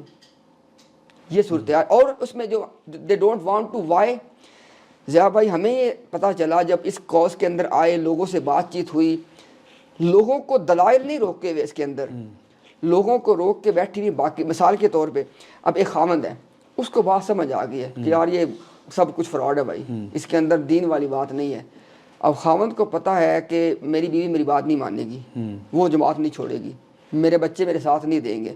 اب وہ اسی طرح کئی ان مینی کیسز فائنینشیل پرابلمز ہیں, چونکہ ان کے سارے رشتہ داریاں, تعلقات, کاروبار, ملازمتیں, سب کچھ اس کے اندر ہیں, سب کچھ کلٹ کے اندر چل رہا ہوتا ہے. تو وہ جو ایک قیمت ان کو ادا کرنی پڑ سکتی ہے, اس سے بچنے کے لیے باوجود حق کو جاننے کے اندر بیٹھے رہتے ہیں. یعنی ان کے لیے وہاں سے اپنے آپ کو ان پلگ کرنا بہت مشکل ہے, اور بہت ہی زیادہ آپ کو ایمان کی طاقت ہوگی, اور اتنا بڑا آپ سٹیپ لوگے. جیسے بہت ساری کمیونٹیز میں جب وہ اپنے دین کو چھوڑ کر ایک اور دین کو اڈاپٹ کرتے ہیں تو ظاہری بات ہے ایک بیک لیش آتا ہے, فیملی کی طرف سے بھی آتا ہے اور یہ بھی آتا ہے, اور باقاعدہ طور پر مجھے تو کچھ نہیں یہ بھی بتایا کہ بھی پراپر ڈیتھ تھریٹس بھی آتے ہیں, اور باقاعدہ ہراس کیا جاتا ہے کہ کوئی بندہ اگر چھوڑنے کے بارے میں سوچ رہا ہو, اسپیشلی اگر وہ وسل بلور بن جائے گا, ماؤتھ پیس بن جائے گا, تو وہ بڑا ان کے لیے یعنی صرف ایک چھوٹی سی بات نہیں ہے کہ وہ اپنا دین چھوڑیں, بلکہ پیچھے ایک پورا ایک مافیا کی طرح آپریٹ کر رہے ہیں. سو اچھا یہ جو ٹیکس وغیرہ جیسا دیتے ہیں, اس کے بارے میں مجھے کچھ لوگوں نے بتایا کہ وہ اتنا اوپریسو قسم کا ٹیکس ہے, کوئی چھوٹا موٹا ٹیکس بھی نہیں ہے, لیکن اس کے ساتھ وہ کچھ پرکس آپ کو دیتے ہیں کہ جی کچھ پرکس آپ کو ملیں گے تو یہ آپ دیتے رہیں. اس کے معاملات بھی ذرا تھوڑے سے بتائیے. ہم دیکھ رہے ہیں اس میں ایک مثال دے دیتے ہیں پرکس کی, آپ نے بات کی نا کہ بھائی you will get something in return. ٹھیک ہے جی, مثلاً ایک یہ ہے کہ اگر آپ وصیت کر دیں کہ اپنے مال کا ایک خاص حصہ آپ جماعت کو دیں گے اپنے وراثت میں سے, تو اس کے نتیجے میں آپ کو دفن کیا جائے گا کوٹ اینڈ کوٹ بہشتی مقبرہ میں. ٹھیک ہے جی. اب سوال یہ پیدا ہوتا ہے, پھر وہی بات آ جاتی ہے کہ اس کا مطلب یہ ہوا کہ یہاں پہ تو بات یہ بنی کہ جس کے پاس پیسے ہیں وہ تو چلا گیا بہشتی مقبرے میں, جس کے پاس پیسے نہیں ہیں وہ تو نہیں جا سکتا نا. پھر اس کا مطلب یہ ہو کہ یار آخرت ساری کی ساری بنی تھی لیول کرنے کے لیے, تم نے وہاں بھی لیول کسی کو نہیں ہونے دیا, وہاں پہ پیسے والا آگے نکل گیا, آپ پیچھے رہ گئے. ہمیں کیا کہتے ہیں کہ جواب میں ہم یہ تھوڑی کہتے ہیں کہ اچھا ٹھیک ہو گیا. اگر بھائی پیسے دینے کے باوجود وہاں دفن ہونے کے باوجود یو ول ناٹ گیٹ جنہ, واٹس دا پوائنٹ؟ اور and if you will get جنہ, پھر ہماری بات ویلڈ ہے کہ جنہ مل رہی ہے پیسے کے ساتھ. تو یہ آپ کو ایک مثال دے رہی پرکس کے حوالے سے کہ یہ چیز بھی چل رہی ہے کہ وی آئی پیز جو ہیں وہ جنت میں جا سکتے ہیں, باقی نان وی آئی پی نہیں جا سکتا. ظاہر بالکل. اور ضیاء بھائی ایسے ایسے واقعات ایک دو نہیں درجنوں کی طرح ہمیں لوگوں نے آ کے بتائے کہ فرض کیا کسی آدمی نے وصیت وغیرہ کی ہوئی تھی کہ اتنا مال میں دوں گا, لیکن تو یہ اس کی ڈیڈ باڈی کو روک دیتے ہیں, کہتے ہیں بھائی پہلے کلیئر یور ڈیوز, پہلے سارے معاملات کو پے آف کرو پھر دفن, اور اگر اس میں کچھ تاخیر ہے تو تمہیں کہیں اور دفن کرتے ہیں فی الحال, جب سب کچھ پے آف کر دو گے پھر تمہیں جائیں گے لے کے بہشتی مقبرہ میں. یار یہ کوئی دین ہے ضیاء بھائی؟ آخرت کی جو سب سے بڑی امید ہے وہ کیا ہے کہ آخرت میں اللہ تعالیٰ ہر چیز کو انصاف کے ساتھ تول دے, ٹھیک ہے. اگر وہاں پہ بھی یہی فرق ہے کہ پیسے والا اوپر دوسرا نیچے, وی ڈونٹ نیڈ آخرہ. صحیح کہہ رہے ہیں. اچھا امتیاز بھائی یہ بتائیے گا کہ کئی لوگ یہ سوال لے کے آتے ہیں, اور ہمارے ہاں یہ کافی کامن ہے کہ اکثر اوقات شادی بیاہ کے معاملات میں نا یہ ہوتا ہے کہ جی فار ایگزامپل لڑکی والے کہتے ہیں کہ جی جو لڑکے کا رشتہ ہے وہ جماعت احمدیہ سے ہے. اچھا تو اس میں ایک تو یہ بتائیں کہ ان کا آپ نے شروع میں تذکرہ کیا تھا کہ میرجز کا اور جنازوں کا اور یہ سارے معاملات تحریری طور پر لکھے ہوئے ہیں, لیکن بہرحال ان کے ہاں ایک یہ بھی سوچ ہے کہ وہ میرج کے تھرو کسی کو لے کے آنا اور پھر وہ کرنا. ایک پرٹیکولر کیس جو میرے پاس آیا تھا وہ یہ تھا کہ جو لڑکا تھا وہ بیسکلی وہ اسی جماعت سے تھا, اور وہ اس لڑکی کو یعنی جب پروپوزل وغیرہ گیا تو اس نے اس کو یہ کہا کہ بھئی میں آپ سے شادی کروں گا, اور بڑا اس نے نا واٹر ڈاؤن کیا, اس نے کہا کہ کچھ بھی نہیں ہے, بس آپ آئیں, اس میں ایسی کیا بات ہے. لیکن جب اس لڑکی نے مزید تحقیق کی اور وہ پھر ایک لو میرج کا سین بن رہا تھا تو پتہ چلا کہ نہیں معاملات بہت سنگین ہیں, اور وہ بندہ جو کلیم کر رہا ہے کہ نہیں کچھ بھی نہیں ہے وہ بہت زیادہ سیریس قسم کے عقائد وہی تھے جس طرح کے جماعت احمدیہ میں ہوتے ہیں, وہ عقائد تھے اور وہ ان کو چینج کرنے کے لیے بھی تیار نہیں تھا.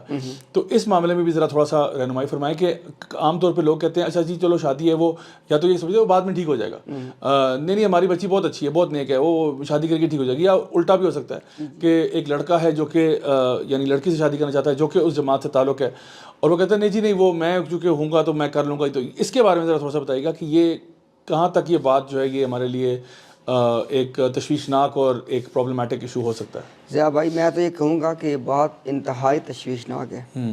یعنی اپنا ایک مطلب اگر کوئی دیکھے نا, اگر کوئی لڑکا, چونکہ ہم نے دونوں طرح کیسز دیکھے ہوئے ہیں, صحیح, بلکہ میرے پاس وہاں پہ تھا موجود اس طرح ایک کیس تھا کہ وہاں پہ یونی میں اکٹھے پڑھتے تھے, لڑکا پاکستانی مطلب ہے سنی بیک گراؤنڈ سے تھا, جو لڑکی تھی وہ قادیانی تھی, احمدی تھی. تو انہوں نے جناب شروع میں لڑکے نے مجھے بعد میں بتایا کہ میں نے اس ٹائم نہیں زیادہ کیا, میں کہا یار ٹھیک ہے انشاءاللہ یار میں اس کو بعد میں ٹھیک کر لوں گا, ٹھیک ہے. لیکن وہ ضیاء بھائی بعد میں ٹھیک کرنے میں ان کو 4 سال لگ گئے لڑکے کو, پہلی بات. دوسری بات یہ ہے کہ اس کے باوجود بھی بہت بڑی قیمت ادا کرنی پڑی ذرا پھر لڑکی کو مطلب قائل کرنے میں سب کچھ. تو in many cases people can not convince their spouse, in many cases. میں خود ضیاء بھائی ابھی اس وقت ایک کیس کو اپنے وہاں پہ ڈیل کر رہا ہوں جہاں پہ ایک بندہ اپنے 5 بچوں سمیت 20 سال قبل ان کے ساتھ چلا گیا. ابھی اس کے الفاظ تھے کہ امتیاز بھائی میں دلدل میں گر گیا تھا, میں اب نکل آیا ہوں, but I need some time, میں اپنی فیملی کو بھی ساتھ لے کے نکلنا چاہتا ہوں, تو لیکن ابھی مجھے وقت لگے گا. اور اٹس ویری ان لائکلی اللہ تعالیٰ ان کو ہدایت دے کہ اس طرح پورا خاندان نکل جائے. ان مینی کیسز فیملی ٹوٹ جاتی ہے. تو یہ اسٹیپ بہت سیریس ہے. میں کہوں گا جو آدمی اس کو کنسیڈر کر رہا ہے وہ اس کے بارے میں 1,00,000 دفعہ سوچے, کیونکہ میں آپ کو وہ بتا رہا ہوں جو کچھ آن گراؤنڈ ہو رہا ہے. It's very difficult once you get sucked in, very difficult. اچھا ہم لوگ بھی عام طور پہ جب لوگوں کو بتاتے ہیں نا کہ جی آپ نے اسپاؤس ڈھونڈنا ہے, آپ نے شادی کرنی ہے تو کیا کرنا ہے, تو ہم کہتے ہیں دیکھیں بچوں کی تربیت کی بات ہے, اللہ آپ کو اولاد بھی دے گا. بچوں کی تربیت میں جو سب سے پہلا پیرنٹنگ کا پری ریکوزٹ ہے وہ یہ ہے کہ آپ پہلے اچھے شوہر یا بیوی کا انتخاب کریں. کیونکہ دیکھیں آپ کے بچے جو ہے نا وہ آپ کے لیے صدقہ جاریہ ہوں گے, یا تو کیونکہ اللہ تعالیٰ وہ بچے تو ٹیکنیکلی آپ کے ہیں ہی نہیں, وہ تو اللہ کے بندے ہیں. اللہ آپ سے پوچھے گا کہ بھائی تم نے ان کو کیسے ریز کیا, تم نے ان کو, کیونکہ دیکھیں بچے تو جانوروں کے بھی ہو رہے ہیں نا, ہمارے سے حساب یہ ہوگا کہ تم نے اپنے بچوں کی تربیت کیسے کی. اگر سب سے پہلے سوال یہ ہوگا کہ آپ نے اسپاؤس سلیکشن میں کیا کیا, اگر وہ, اور میں ابھی تو صرف احمدی جماعت کی بات نہیں, ویسے بھی میں بات کر رہا ہوں کہ وہ بندہ باکردار ہے, اخلاق والا ہے, اللہ کو مانتا ہے, دین پر چلتا ہے, یعنی یہ ساری چیزیں بڑی اہم ریکوائرمنٹس ہوتی ہیں. مطلب بجائے اس بات کے کہ بندہ کہ جی نہیں اس کا بیس میں ہی عقائد میں مسئلہ اتنا سیویئر ہے کہ وہ یہاں پہ یہ کرے گا اور وہ اس بات کے اوپر قائم بھی ہے اور وہ اس کے اوپر یعنی رہنا بھی چاہتا ہے, تو سب سے پہلا تو فرکشن یہاں پہ آئے گا کہ آپ اپنے بچے ایک طرح پالنا چاہ رہے ہیں, یہ بندہ کسی اور طرح پالنا چاہ رہا ہے, اور سب سے بڑا کانفلکٹ یہاں پہ آتا ہے. سو آئی تھنک سب سے پہلی بات تو یہ ہے کہ ہمیں اپنی اسپاؤس سلیکشن کے اندر دیکھنا چاہیے کہ جو بھی بندہ ہے, اور نبی کریم صلی اللہ علیہ وسلم کی بھی تعلیمات اس کے بارے میں موجود ہیں کہ اس کا دین بھی دیکھا جاتا ہے. ایک عورت سے فار ایگزامپل آپ نکاح کرتے ہیں, اس کا مال, اس کی فیملی, اس کا حسب نسب وغیرہ, تو یہ ساری چیزیں دیکھی جاتی ہیں, لیکن سب سے پہلے اس کا دین ہے. یعنی دین اگر نہیں ہے تو پھر آپ پتہ نہیں کس طریقے سے بچوں کو ریز کریں گے اور آپ کیا کریں گے. اور دین کا مطلب یہ بھی نہیں ہے کہ بالکل ہی کو مولانا صاحب ہوں, ہم بات یہ ہے کہ وہ کم از کم بیسکس پہ تو ہو, دین کی بنیادی باتیں, یعنی اللہ کو اللہ مانتا ہو, اللہ کو یعنی وحدہ لا شریک مانتا ہو, نبی کریم صلی اللہ علیہ وسلم کو آخری رسول مانتا ہو, اپنے اعمال میں اپنے کردار میں ایک اچھا شریف انسان ہو. تو ہم کہتے ہیں باقی ٹھیک ہے وہ انجینئر ہے یا ڈاکٹر ہے یا فلانا ہے, وہ بات کی باتیں ہیں. مین چیز یہ کہ اس کی جو کور ہے وہ پہلے آپ دیکھ لیں وہ ٹھیک ہے. تو اس میں یعنی عمر بن خطاب رضی اللہ عنہ بھی کہا کرتے تھے کہ اگر میری بیٹی کا نکاح کسی یعنی بہت امیر آدمی سے ہو جو دین پر نہیں ہے, یا کوئی غلام ہو جو کہ دیندار ہے, تو میں غلام سے کروا دوں گا. ریزن بینگ کہ اگر وہ میری بیٹی سے پیار کرتا ہوگا تو اس پہ خوب نچھاور بھی کرے گا, اور اگر کبھی پیار نہیں بھی کرتا, کبھی پیار میں بھی اونچ نیچ ہو جاتی ہے, تو کم از کم ظلم نہیں کرے گا اس کے ساتھ. لیکن اگر ایک شخص ایسا ہے جو بہت مالدار ہے, جب وہ پیار کرے گا تب تو نچھاور کر رہا ہوگا, لیکن جب پیار نہیں کرے گا تو اس پہ ظلم کرے گا, جبر کرے گا, اس کے ساتھ مار پیٹ بھی کر سکتا ہے. سو یہ بڑا امپورٹنٹ ایسپیکٹ ہوتا ہے. اچھا, اب یہاں پر جب ہمارا اس پہ ہم بات کرتے ہیں, اکثر اوقات یعنی ہمارے کچھ لوگوں کی طرف سے یہ بھی سوال آتا ہے کہ دیکھیں جس طرح ہم باقی مذاہب کے لوگ ہوتے ہیں ان کو ہم لوگ اسپیس دے دیتے ہیں, اور پاکستان کے اندر بھی ظاہری بات ہے ہم کسی کے اوپر کوئی یعنی ایک جو ان کا وکٹم کارڈ بھی آپ نے بات کی, وہ کہتے ہیں جی ہمیں ہماری جانوں کو خطرہ ہے, ہماری جانوں کو خطرہ ہے. سوال یہ کیا جانوں کو خطرہ ہے؟ کیا ہمارا دین ہمیں یہ سکھاتا ہے کہ آپ اگر فار ایگزامپل کسی کو اگر آپ نان مسلم سمجھتے ہو تو اس کو پکڑ کے اس کی گردنیں اڑانا شروع کر دو یا اس کو مارنا شروع کر دو؟ اس پہ بھی ذرا تھوڑی سی وضاحت کیجیے گا. دیکھیں اس میں تو ضیاء بھائی بالکل جو ہے نا کوئی دو رائے نہیں ہے اس بات کے اوپر کہ دیکھیں یہ جو قانون کے اپنے ہاتھ میں لینا اس کی تو کوئی گنجائش ہی نہیں ہے. ٹھیک ہے, دیر از نو سیکنڈ اوپینین. ٹھیک ہے جی, وہ تو جو اس ملک کا قانون ہے اس کے مطابق معاملات ہوں گے. سویلینز کو معاملات کو اپنے ہاتھ میں لینے کا اسلام نے اختیار ہی نہیں دیا. یہ تو بات بالکل ادھر ہو گئی. اچھا, اس کے بعد جو آپ نے بات کی ہے نا ضیاء بھائی, ہم نے تینوں طرح کے کیسز دیکھے ہیں. یعنی جہاں پہ بیوی ادھر احمدیہ کی طرف سے تھی, شوہر سنی تھا, وہاں بھی آپ والے مسائل پیدا ہوئے. جب اولاد ہوئی تو وہی اب یہ کدھر جائے گی, چونکہ جماعت احمدیہ کے اندر ایک بڑا سٹرونگ سسٹم ہے, وہ آپ کو ایسے جکڑتا ہے نا کہ پھر یہ اتنا آسان نہیں ہے کہ آپ اس میں سے نکل جائیں, لہٰذا آپ کو سٹیپ لینے سے پہلے یہ تمام باتیں سوچنی پڑیں گی. اچھا, اس کے بعد ہم نے زیادہ وہ مثالیں بھی دیکھی ہیں جہاں پہ ماں اور باپ دونوں ادھر کے ہی تھے, لیکن اب بچی یا بچہ وہ نکل چکے ہیں ذہنی طور پہ. خاص طور پہ مسئلہ بنتا ہے بچیوں کا, اور خاص طور پہ ان بچیوں کا جو بھی ان میریڈ ہے اور ڈیپینڈنٹ ہے. مجھے ایک سسٹر نے فون کیا, اس نے کہا کہ اس طرح وہ ابراڈ رہتی ہے, اس نے کہا کہ میرے جو والد ہیں وہ تو کنفرم جماعت سے ہیں. وہ کہتی والدہ کہ مجھے آج تک نہیں پتا کہ وہ ہیں کہ نہیں ہیں. ابھی وہ کہتی ہے میرے والد نے کہا ہے کہ I will not support you any further if you don't get sign the pledge in جماعت احمدیہ. اور وہ چونکہ بچی ماشاءاللہ درست عقائد پہ ہے اور پریکٹسنگ ہے, اس نے کہا مجھے کیا کرنا ہے. میں نے کہا دیکھیں بہتر یہ ہے کہ آپ جہاں پہ رہ رہی ہیں نا وہاں پہ لوکل جو مسجد ہے جو کمیونٹی ہے, اب وہاں پہ جا کے اپنی ساری بات فیس ٹو فیس رکھیں. اس میں تو کہ آن لائن آپ کتنی کو بات کسی کی جان سے سمجھ سکتے ہیں, تو میں وہ آپ کو بہتر گائیڈ کریں گے. لیکن مثال اس لیے دی ہے, یہ والے کیسز بھی موجود ہیں. تو لہٰذا جہاں سے ہماری بات شروع ہوئی تھی کہ وہ لوگ جو کسی دنیاوی لالچ کے لیے, بھلے وہ لالچ کی خوبصورت اسپاؤس کا ہو, بھلے کسی اور طرح کے فائنینشیل آسپیکٹ کا ہو, لوگ بڑے اس میں نہ محتاط ہو کے چلیں, کیونکہ اپنی نسل کو اس طرح دھکیل دینا اس کا جواب کل آپ کو دینا پڑے گا. اور آپ اس بات کو دیکھیں کہ لوگ جو ہے نا وہ صرف اس چیز کو دیکھ رہے ہوتے ہیں کہ بھائی مجھے یہ باہر لے جائیں گے, مجھے ایسے کر دیں گے. خدا کی قسم ادھر جا کے نا پھر جو مسائل پیدا ہوتے ہیں, کیونکہ اگر تو ایک بندہ کنونس ہو کے قادیانی ہو گیا وہ تو دوسری بات ہے, لیکن اگر ایک بندے کے اندر تو ایمان تھا لیکن اوپر اس نے وہ اس کے لیے سب کچھ کر لیا, جس کے مینی کیسز ہیں, ٹھیک ہے, تو اس صورت میں یا تو ساری زندگی وہ رہے گا ڈوئل پرسنالٹی, اور اس کے نتیجے میں ہر دن وہ اندر سے مرے گا, ٹھیک ہے, اور اگر چھوڑے گا تو پھر ویسے مرے گا, کیونکہ اسپاؤس اس کا جائے گا, بچے بھی اس کے جانے کے ہائی چانسز ہیں, تو پھر کیا کرے گا. لہٰذا پہلے سوچ لیں, کیونکہ ابھی یہ چیزیں ہو رہی ہیں جو جتنی میں نے باتیں کی نا سر, یہ ساری کی ساری باتیں ہو رہی ہیں. صحیح کہہ رہے ہیں آپ. نہیں واقعی میں یہ بڑا آپ نے بہت کامن ایسے اسپیکٹس کو ریز کیا جو کہ واقعی میں ان کو بھی پتہ ہے، جماعت کے اندر جو لوگ ہیں ان کو بہت اچھی طرح پتہ ہے کہ جب یہ اس طرح کی سچویشنز آتی ہیں تو کیا معاملات ہوتے ہیں. امتیاز بھائی آخر میں چاہوں گا کہ آپ مبارک ثانی کیس کے بارے میں بھی، کیونکہ یہاں پہ پاکستان کے اندر یہ کیس بہت اس کے بارے میں بہت بات ہوئی، کافی کنٹروورسی کریٹ ہوئی، ججمنٹس آئیں یہاں پہ، لوگ بہت اشتعال میں آئے، بہت سارے معاملات ہوئے. اس کے بارے میں تھوڑا سا گائیڈ کیجیے گا کہ اصل میں یہ کیس کی کیا معاملات تھے اور اس کو آپ کس نگاہ میں دیکھتے ہیں؟ اصل میں نا ضیاء بھائی بات وہ آ جاتی ہے کہ لوگوں کو اصل میں پتہ نہیں ہے. لوگ کہتے ہیں کہ دیکھو بھائی جو ہمارے کچھ طبقات یہ سمجھتے ہیں کہ دیکھو جی ان کو مطلب آپ کیوں ان کو الاؤ نہیں کرتے کہ ان کا مذہب ہے اس کی وہ پریکٹس کریں. بھائی وہ یہ نہیں کہتے کہ ہمارا ایک مذہب ہے اس کی ہم پریکٹس کریں، وہ کہتے ہیں ہم مسلمان ہیں اور تم نہیں ہو. اور دوسری بات اگر وہ کوئی نہیں، ہم تو نہیں کہتے تم نہیں ہو، ہم تو یہ نہیں کہتے. بھائی آپ اگر نہیں کہتے پھر آپ بھی نہیں ہو. کیوں؟ دیکھیں جی ایک شخص یعنی ان دس کیس مرزا غلام احمد قادیانی، اس کا دعویٰ ہے کہ وہ اللہ کا نبی ہے. اب دیکھیں اس کے نتیجے میں دو طبقات ہیں، ایک ہم لوگ ہیں جو کہتے ہیں نہیں ہے، ایک یہ ہیں جو کہتے ہیں ہے. اب خود لوگ اپنی عقل سے سوچیں کہ ایک شخص نبوت کا دعوے دار ہے، جو اس کو نبی مانے وہ بھی مسلمان، جو نہ مانے وہ بھی مسلمان. عقل اس بات کو مانتی ہے؟ نہیں مانتی جی، ابسرڈ ہے نا. اچھا دوسری آپ بات یہ دیکھیں کہ جو آپ نے کیس کی بات کی ہے، لوگوں کو پتہ نہیں ہے کہ جو کتابیں جو تحریریں، اسے دیکھیں نا اس پورے کیس کا جب دیا کہ فیصلہ بھی دیا گیا اس میں کوئی ریفرنس کو حوالہ کوٹ نہیں کیا گیا ہے.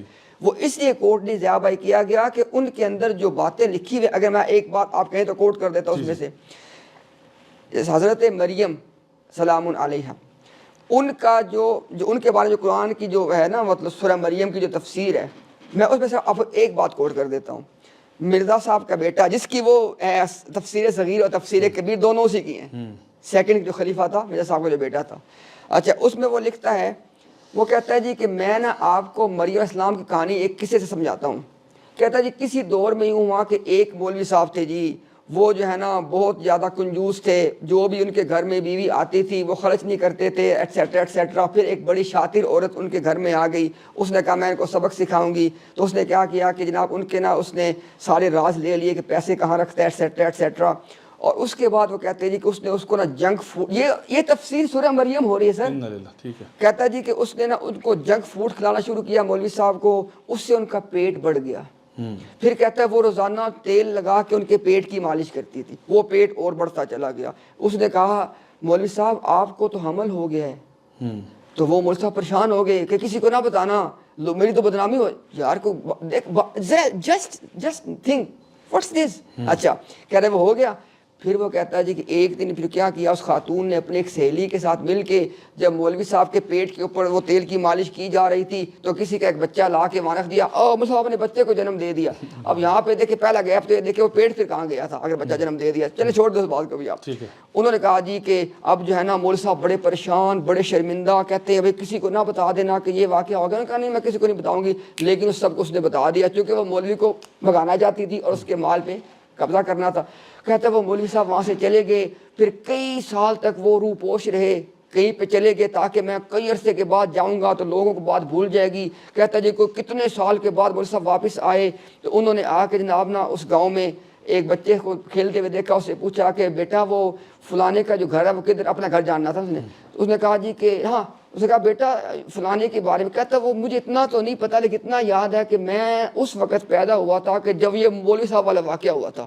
تو وہ کہتا کہ مولوی صاحب یہ تھا کہ لوگ بھول چکے ہوں گے لیکن لوگوں کو تو بہت یاد تھی. یہاں پہ آ کے لنک کرتا ہے حضرت مریم السلام کے واقعے کو. الفاظ دیکھیں، کہتا ہے یہ میں کوٹ اینڈ کوٹ نعوذ باللہ من ذالک، کہتا ہے مریم تو بھاگی لیکن لوگوں نے ساری بات کو یاد رکھا اور آگے پھر وہ یار یہ تفسیر ہے. اس طرح کی چیزیں یہ پروپیگیٹ کر رہے تھے. میں کہتا ہوں حضرت کہ ان چیزوں کو بین کر کے ہم اس کمیونٹی کے اوپر ہم ان کو فیور دے رہے ہیں. اگر یہ چیزیں ایک کسی عام آدمی کے سامنے جائیں گی، جب وہ پڑھے گا وہ کچھ بھی کر گزرے گا. تو ان چیزوں کو جب بین کیا جاتا ہے، جب احمدیت کے لٹریچر کو کتابوں کو بین کیا جاتا ہے، خدا کی قسم اصل بات حضرت یہ ہے کہ یہ ان کے فیور میں ہے. ورنہ لوگ جب اس کو پڑھ لیں گے تو ان کے مسائل پیدا ہو جائیں گے. اصل بات یہ ہے. لیکن اس کے پیش کیسے کرتے ہیں؟ دیکھو ہمیں مذہبی آزادی نہیں ہے, ہمیں ہمارا لٹریچر نہیں چاہا. بھائی تمہارے لٹریچر میں یہ لکھا ہوا ہے, یہ سورہ مریم کی تفسیر جناب تفسیر کبیر میں کی گئی ہے. نہیں واقعی میں یہ بڑی ہی اپنے حیران کن بات بتائی ہے. ہمارے بہت سارے لوگ جو ہے نا اس معاملے میں بڑا ایک تو کنفیوژن کا شکار ہوتے ہیں. یہ جو آپ نے باتیں کی یہ تو لوگوں کو پتہ ہی نہیں ہے نا کہ اندر کیا ہے. بالکل یہی بات لوگ کہتے ہیں کہ جی دیکھیں ہر بندے کو پریچ کرنے کا حق ہونا چاہیے, ہر بندے کو مذہب کی آزادی ہے, وہ جو مرضی کہیں. مسئلہ سارا یہ ہے کہ دیکھیں ایک ہوتا ہے آپ کہتے ہو جی مذہب کی آزادی ہے, ایک جو آلریڈی فیتھ کے پریکٹس کرنے والے ہیں انہی کے مذہب کو اگر آپ گالیاں نکالیں, انہی کے رسولوں کی, میں تو اس کو سمجھوں گا یہ توہین ہے, اس میں سے توہین سے کم تو بات نہیں ہے. آپ جب انبیاء کی توہین کرنا شروع کر دیں گے تو کیسے کوئی انسان گالی برداشت کرتا ہے؟ سو آئی تھنک اس کو بین کرنے کے پیچھے, اور دیکھیں ہم کوئی ایسی بات تو نہیں کر رہے جو خلاف آئین ہے, جب اور وہ بھی اس زمانے میں بنا جب ایک کہنے کو ایک سیکولر پارٹی کے جو ہیڈ ہیں وہ اس ٹائم پہ موجود تھے, یعنی پاکستان پیپلز پارٹی کے دور میں یہ ہوا. یعنی یہ بھی نہیں آپ کہہ سکتے کہ جی مولویوں کا ٹولہ اکٹھا ہوا انہوں نے یہ کام کر دیا, یعنی اس ٹائم پر یہ چیز آتی ہے. تو ظاہر سی بات ہے اگر ہم آئین کو فالو کرتے ہیں, اور میں یہ بھی جانتا ہوں کہ ان میں سے کئی ایسے لوگ ہیں جو ٹیکنیکلی تو پاکستان میں رہتے ہیں لیکن وہ پاکستان کے آئین کو ہی نہیں مانتے. ایسے ہی ریزن بینگ کہ آپ ایز چلیں مسلمان تو ابھی بات کی بات ہے نا, آپ تو پہلے تو اگر آپ ایک سٹیزن آف دا اسٹیٹ ہیں آپ اس اسٹیٹ کو ہی نہیں مانتے, تو جو بندہ آئین کو ہی نہیں مانتا اس کے بارے میں آپ کیا کہیں گے؟ سو اکثر اوقات یہ بہت ساری چیزوں کو مکس بھی کرتے ہیں یہ بتانے کے لیے کہ ہمیں جی روکا جا رہا ہے. یہ وہ اصل میں سمجھتا ہوں ہمارے آڈینس کو بھی پتہ ہونا چاہیے, کوئی بھی بات جب آپ اس کو خبر کو سنتے ہیں اس کو انالیسس کریں, اس کو ریسرچ کریں, اس پہ خود اپنی تحقیق کریں تاکہ پتہ چلے اصل مسئلہ کیا تھا. اور پھر لوگوں کو آئیڈیا ہوتا ہے کہ ہاں واقعی میں کیوں اس کے پیچھے لوگوں اتنے استعال میں آئے, کیوں لوگ جو ہے وہ کہہ رہے تھے کہ جی واقعی میں ہمارے جو عدالتی ہمارا نظام ہے اس کو یہ ڈیسیجن لینا چاہیے.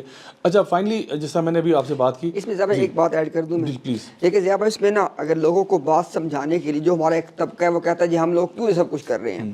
ضیاء بھائی دیکھیں پہلی بات تو یہ ہے کہ مسئلے کی نوعیت یہ ہے کہ یہ جو ہم نے کچھ عقائد صرف کچھ ہم نے بیان کیے ہیں, ایک آئیڈیالوجی جو ان عقائد کی حامل ہے وہ اس بات کا اصرار کر رہی ہے کہ ہمیں ان عقائد کے ساتھ مسلمان مانو.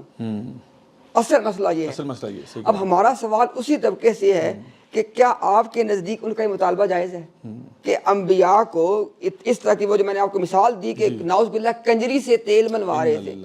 اب ان عقائد جو میں نے آپ کو دی مثال سورہ مریم کے حوالے سے, وہ کہتے ہیں ہمیں ان عقائد کے ساتھ ہمیں آپ مسلمان مانو, اور نہ صرف مسلمان مانو بلکہ ہم ہی مسلمان ہیں, تم سارے مسلمان نہیں ہو.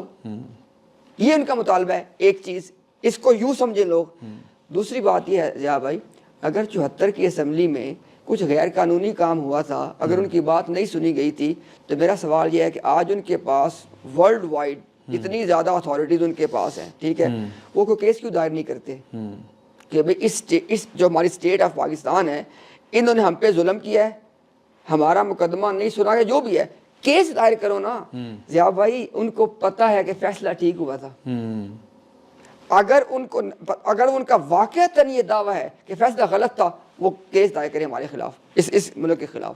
پھر پتہ چلے ان کو پتہ ہے کہ اگر یہ کیس دوبارہ بھی کھلانا فیصلہ پھر بھی یہی ہونا ہے. بے شک, کیونکہ حقیقت یہی ہے. صحیح بات. اصل میں وہ اس کا ٹرانسکرپٹ بھی موجود ہے, بلکہ کچھ چیزیں تو مجھے کچھ لوگوں نے بتایا کہ کچھ چیزیں غائب بھی ہوئی ہیں. یہ بھی ایک بڑی تشویشناک بات ہے کہ ہمارے جو ریکارڈ ہوتا ہے, ظاہری بات ہے وہ پبلک ریکارڈ کا حصہ ہوتا ہے, اس میں سے کئی چیزوں کو غائب بھی کیا گیا, کئی چیزیں منع بھی کی جاتی ہیں, نہیں دیتے, اس میں بھی ایشوز ہیں. بہرحال لیکن ٹرانسکرپٹ پھر بھی وہ جو ابھی اویلیبل بھی ہے اس میں بھی آپ کو معاملہ کلیئر ہو جائے گا. 3000 پیجز کی پوری دستاویز موجود ہے. تو وہ بلکہ میں نے ایک پوڈ کاسٹ کے اندر میں نے اس کو نکالا بھی, اس میں سے چیزیں پڑھی بھی, اور جو ان کا جواب تھا اور وہ سارا کچھ تھا, اینڈ میں انہوں نے پھر کہہ دیا کہ جی ہم تو پھر آپ کو کافر ہی مانتے ہیں, ہم تو نہیں مانتے آپ کو مسلمان. جس کے اوپر پھر فائنلی ہوا کہ جی بس اب تو بہت ہو گئی, آپ ہمیں کافر کہہ دیا, تو پھر یہی وہ بات ہے. یہی بات لوگوں کو سمجھنی ہے اس پوائنٹ, تکفیر والے پوائنٹ کے اوپر, کہ اصل میں احمدیہ آئیڈیالوجی نے پوری امت کو کافر قرار دیا ہے. بالکل اصل بات یہ ہے. صحیح.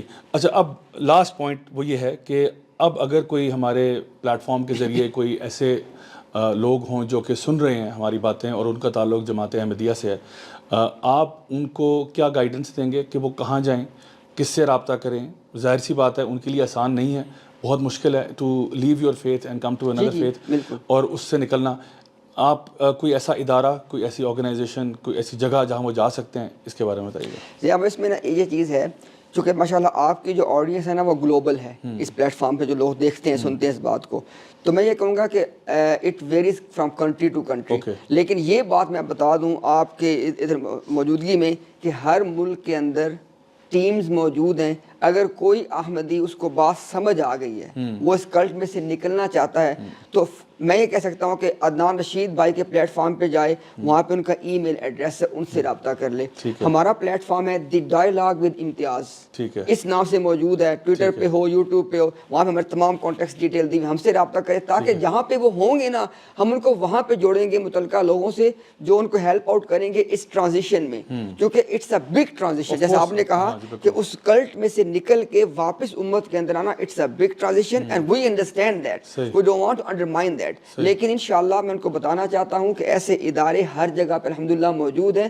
یو کانٹیکٹ اس, انشاءاللہ we'll get you in touch with you. اور دوسری بات یہ کر دوں گا, اگر مجھے اس پہ اینڈ میں اس کو کرنا چاہیں ضیاء بھائی, کہ دیکھیں میری ایک درخواست ہے, کوئی احمدی جو ہمیں سنے نا, صرف ایک درخواست ہے یار, ایک دفعہ زندگی میں نا تھوڑی سی تحقیق کر لو کہ ہو سکتا ہے کہ حقائق واقعتاً وہ ہوں جو ہم بیان کر رہے ہیں, کیونکہ جب تک انہوں نے تحقیق نہیں کی ہوئی ہے تو وہ کس بنیاد پہ اعتماد سے ادھر بیٹھ سکتے ہیں. ایک نیریٹو ہم پیش کر رہے ہیں, ایک ان کی جماعت ان کو دے رہی ہے, زندگی میں ایک بار تحقیق کر لیں, ہم سے رابطہ کرنا چاہیں, آپ کے پلیٹ فارم سے آپ سے رابطہ کرنا چاہیں, ہم ان کو ہیلپ آؤٹ کریں گے ود آل ریگارڈز. اور جتنی ہم نے بات چیت کی ہے اس کے ان کو حوالہ جات چاہیے ہوں, کچھ چاہیے ہو, انشاءاللہ. بے شک, بہت بہت شکریہ امتیاز بھائی, آپ نے بہت ہی زبردست ڈسکشن کی, کانورسیشن کی, اور یقیناً آئی تھنک جو بھی ہمارے ویورز لسنرز ہیں ان کو بھی بہت فائدہ ہوا ہوگا. آخر میں اپنے ویورز اور لسنر سے یہ کہوں گا کہ دیکھیں, آخرت کا معاملہ نا یہ بڑا سنگین معاملہ ہوتا ہے. یعنی کوئی انسان بھی ہمیشہ کے لیے جنت میں ہوگا یا ہمیشہ کے لیے جہنم میں ہوگا, یہ کوئی چھوٹی بات نہیں ہے. میں نے اکثر پلیٹ فارمز پہ جہاں پہ نان مسلمس کو بھی ایڈریس کیا ہے, میں ان سے نارملی ایک سوال پوچھتا ہوں, میں انہیں کہتا ہوں do you believe in death? وہ کہتے ہیں جی of course we believe in death. میں کہتا ہوں کہ do you believe in the hereafter? وہ کہتے ہیں اپنے اپنے طریقے سے نا ہر بندہ اپنی آخرت کا بتاتا ہے, اور جب وہ اپنی آخرت کا بتاتا ہے تو کوئی ری انکارنیشن کا تذکرہ کرتا ہے, کوئی جنت جہنم کا تذکرہ کرتا ہے. جو لوگ ابراہیمک فیتھس والے جنت و جہنم کا تذکرہ کرتے ہیں وہ اپنے اپنے سلوشنز بتاتے ہیں کہ ہم اس وجہ سے جنت میں جائیں گے اور اس کو نہ ماننے کی وجہ سے ہم جہنم میں جائیں گے. بالکل اسی طرح سے معاملہ ہمارے جو جماعت احمدیہ ہے اس کا اور مسلمانوں کا بھی ہے کہ ہمارے جو اینڈ رزلٹ ہے نا وہ بالکل ڈفرینٹ ہے. یعنی کہ وہ جو وجہ ہے نا, ایک گروپ کہہ رہا ہے اس کو مانو گے تو جاؤ گے, اور ایک گروپ کہہ رہا ہے کہ نہیں ماننا. ظاہری بات ہے ہم سارے مل کر یہ کہیں گے نہیں جی ساری جنت میں جائیں گے, اس طرح ہو نہیں سکتا, اللہ رب العزت کا یہ قانون نہیں ہے. تو میرا خیال ہے کہ ہر انسان پر, میں ہر مسلمان بھی نہیں کہہ رہا, ہر انسان پر لازم ہے کہ وہ تحقیق تو ضرور کرے کہ اس کی آخرت کہاں پھنسی ہوئی ہے. آپ اتنا بڑا گیمبل کیسے کر سکتے ہو کہ آپ کہتے ہو میں جس فیملی میں پیدا ہوا میں لگتا ہے بہترین سیلویشن کے ساتھ اور آخرت کی کنجیاں لے کر پیدا ہوں, کیسے آپ یہ کر سکتے ہو؟ ہر بندے کو چاہیے کہ وہ تحقیق تو ضرور کرے کہ وہ جس فیتھ پر ہے کیا اس فیتھ کے اندر کوئی جان بھی ہے یا نہیں ہے. ہمارا آج کا مقصد صرف اتنا تھا کہ آپ کو سوچنے پر مجبور کریں. جو بھی بات یہاں پہ ہوئی ہے آپ خود سے اس کو فیکٹ چیک کریں, ہماری بات مت مانیں, جو ہم نے کہا آپ اس کو زیرو کر دیں, لیکن کم از کم جو باتیں ہوئی ہیں ان کو آپ ضرور اپنے طور پہ ریسرچ کریں. ہماری دعا ہے انشاءاللہ الرحمن اللہ تعالیٰ آپ کو ضرور ہدایت پر لے کے جائے گا, جیسا کہ عیسیٰ علیہ السلام کے ساتھ ایک کال بائبل میں منسوب ہے کہ seek the truth and it will set you free. بالکل اسی طرح سے ہمیں پتہ ہے کہ اللہ سبحانہ تعالیٰ کا بھی ایک قانون ہے کہ جو شخص اللہ سبحانہ تعالیٰ کی طرف ایک قدم لے کر آتا ہے اللہ اس کی طرف 10 لے کر آتا ہے, جو اللہ کی طرف چل کے آتا ہے اللہ اس کی طرف دوڑ کے آتا ہے. آپ نے صرف وہ کوشش کرنی ہے, وہ ایفرٹ کرنا ہے, باقی سارا معاملہ اللہ تعالیٰ آپ کے لیے آسان کرے گا. تو بہت بہت شکریہ ونس اگین امتیاز بھائی, آپ یہاں پہ آئے, آپ نے اتنا ٹائم دیا اور ماشاءاللہ بڑے ہی اہم ٹاپک پہ بات کی. آپ سب کو بھی بہت شکریہ, آپ لوگوں نے شو دیکھا. انشاءاللہ آپ سے اب نیکسٹ ویک ملاقات ہوگی, same time same channel. Until then والسلام علیکم ورحمۃ اللہ وبرکاتہ.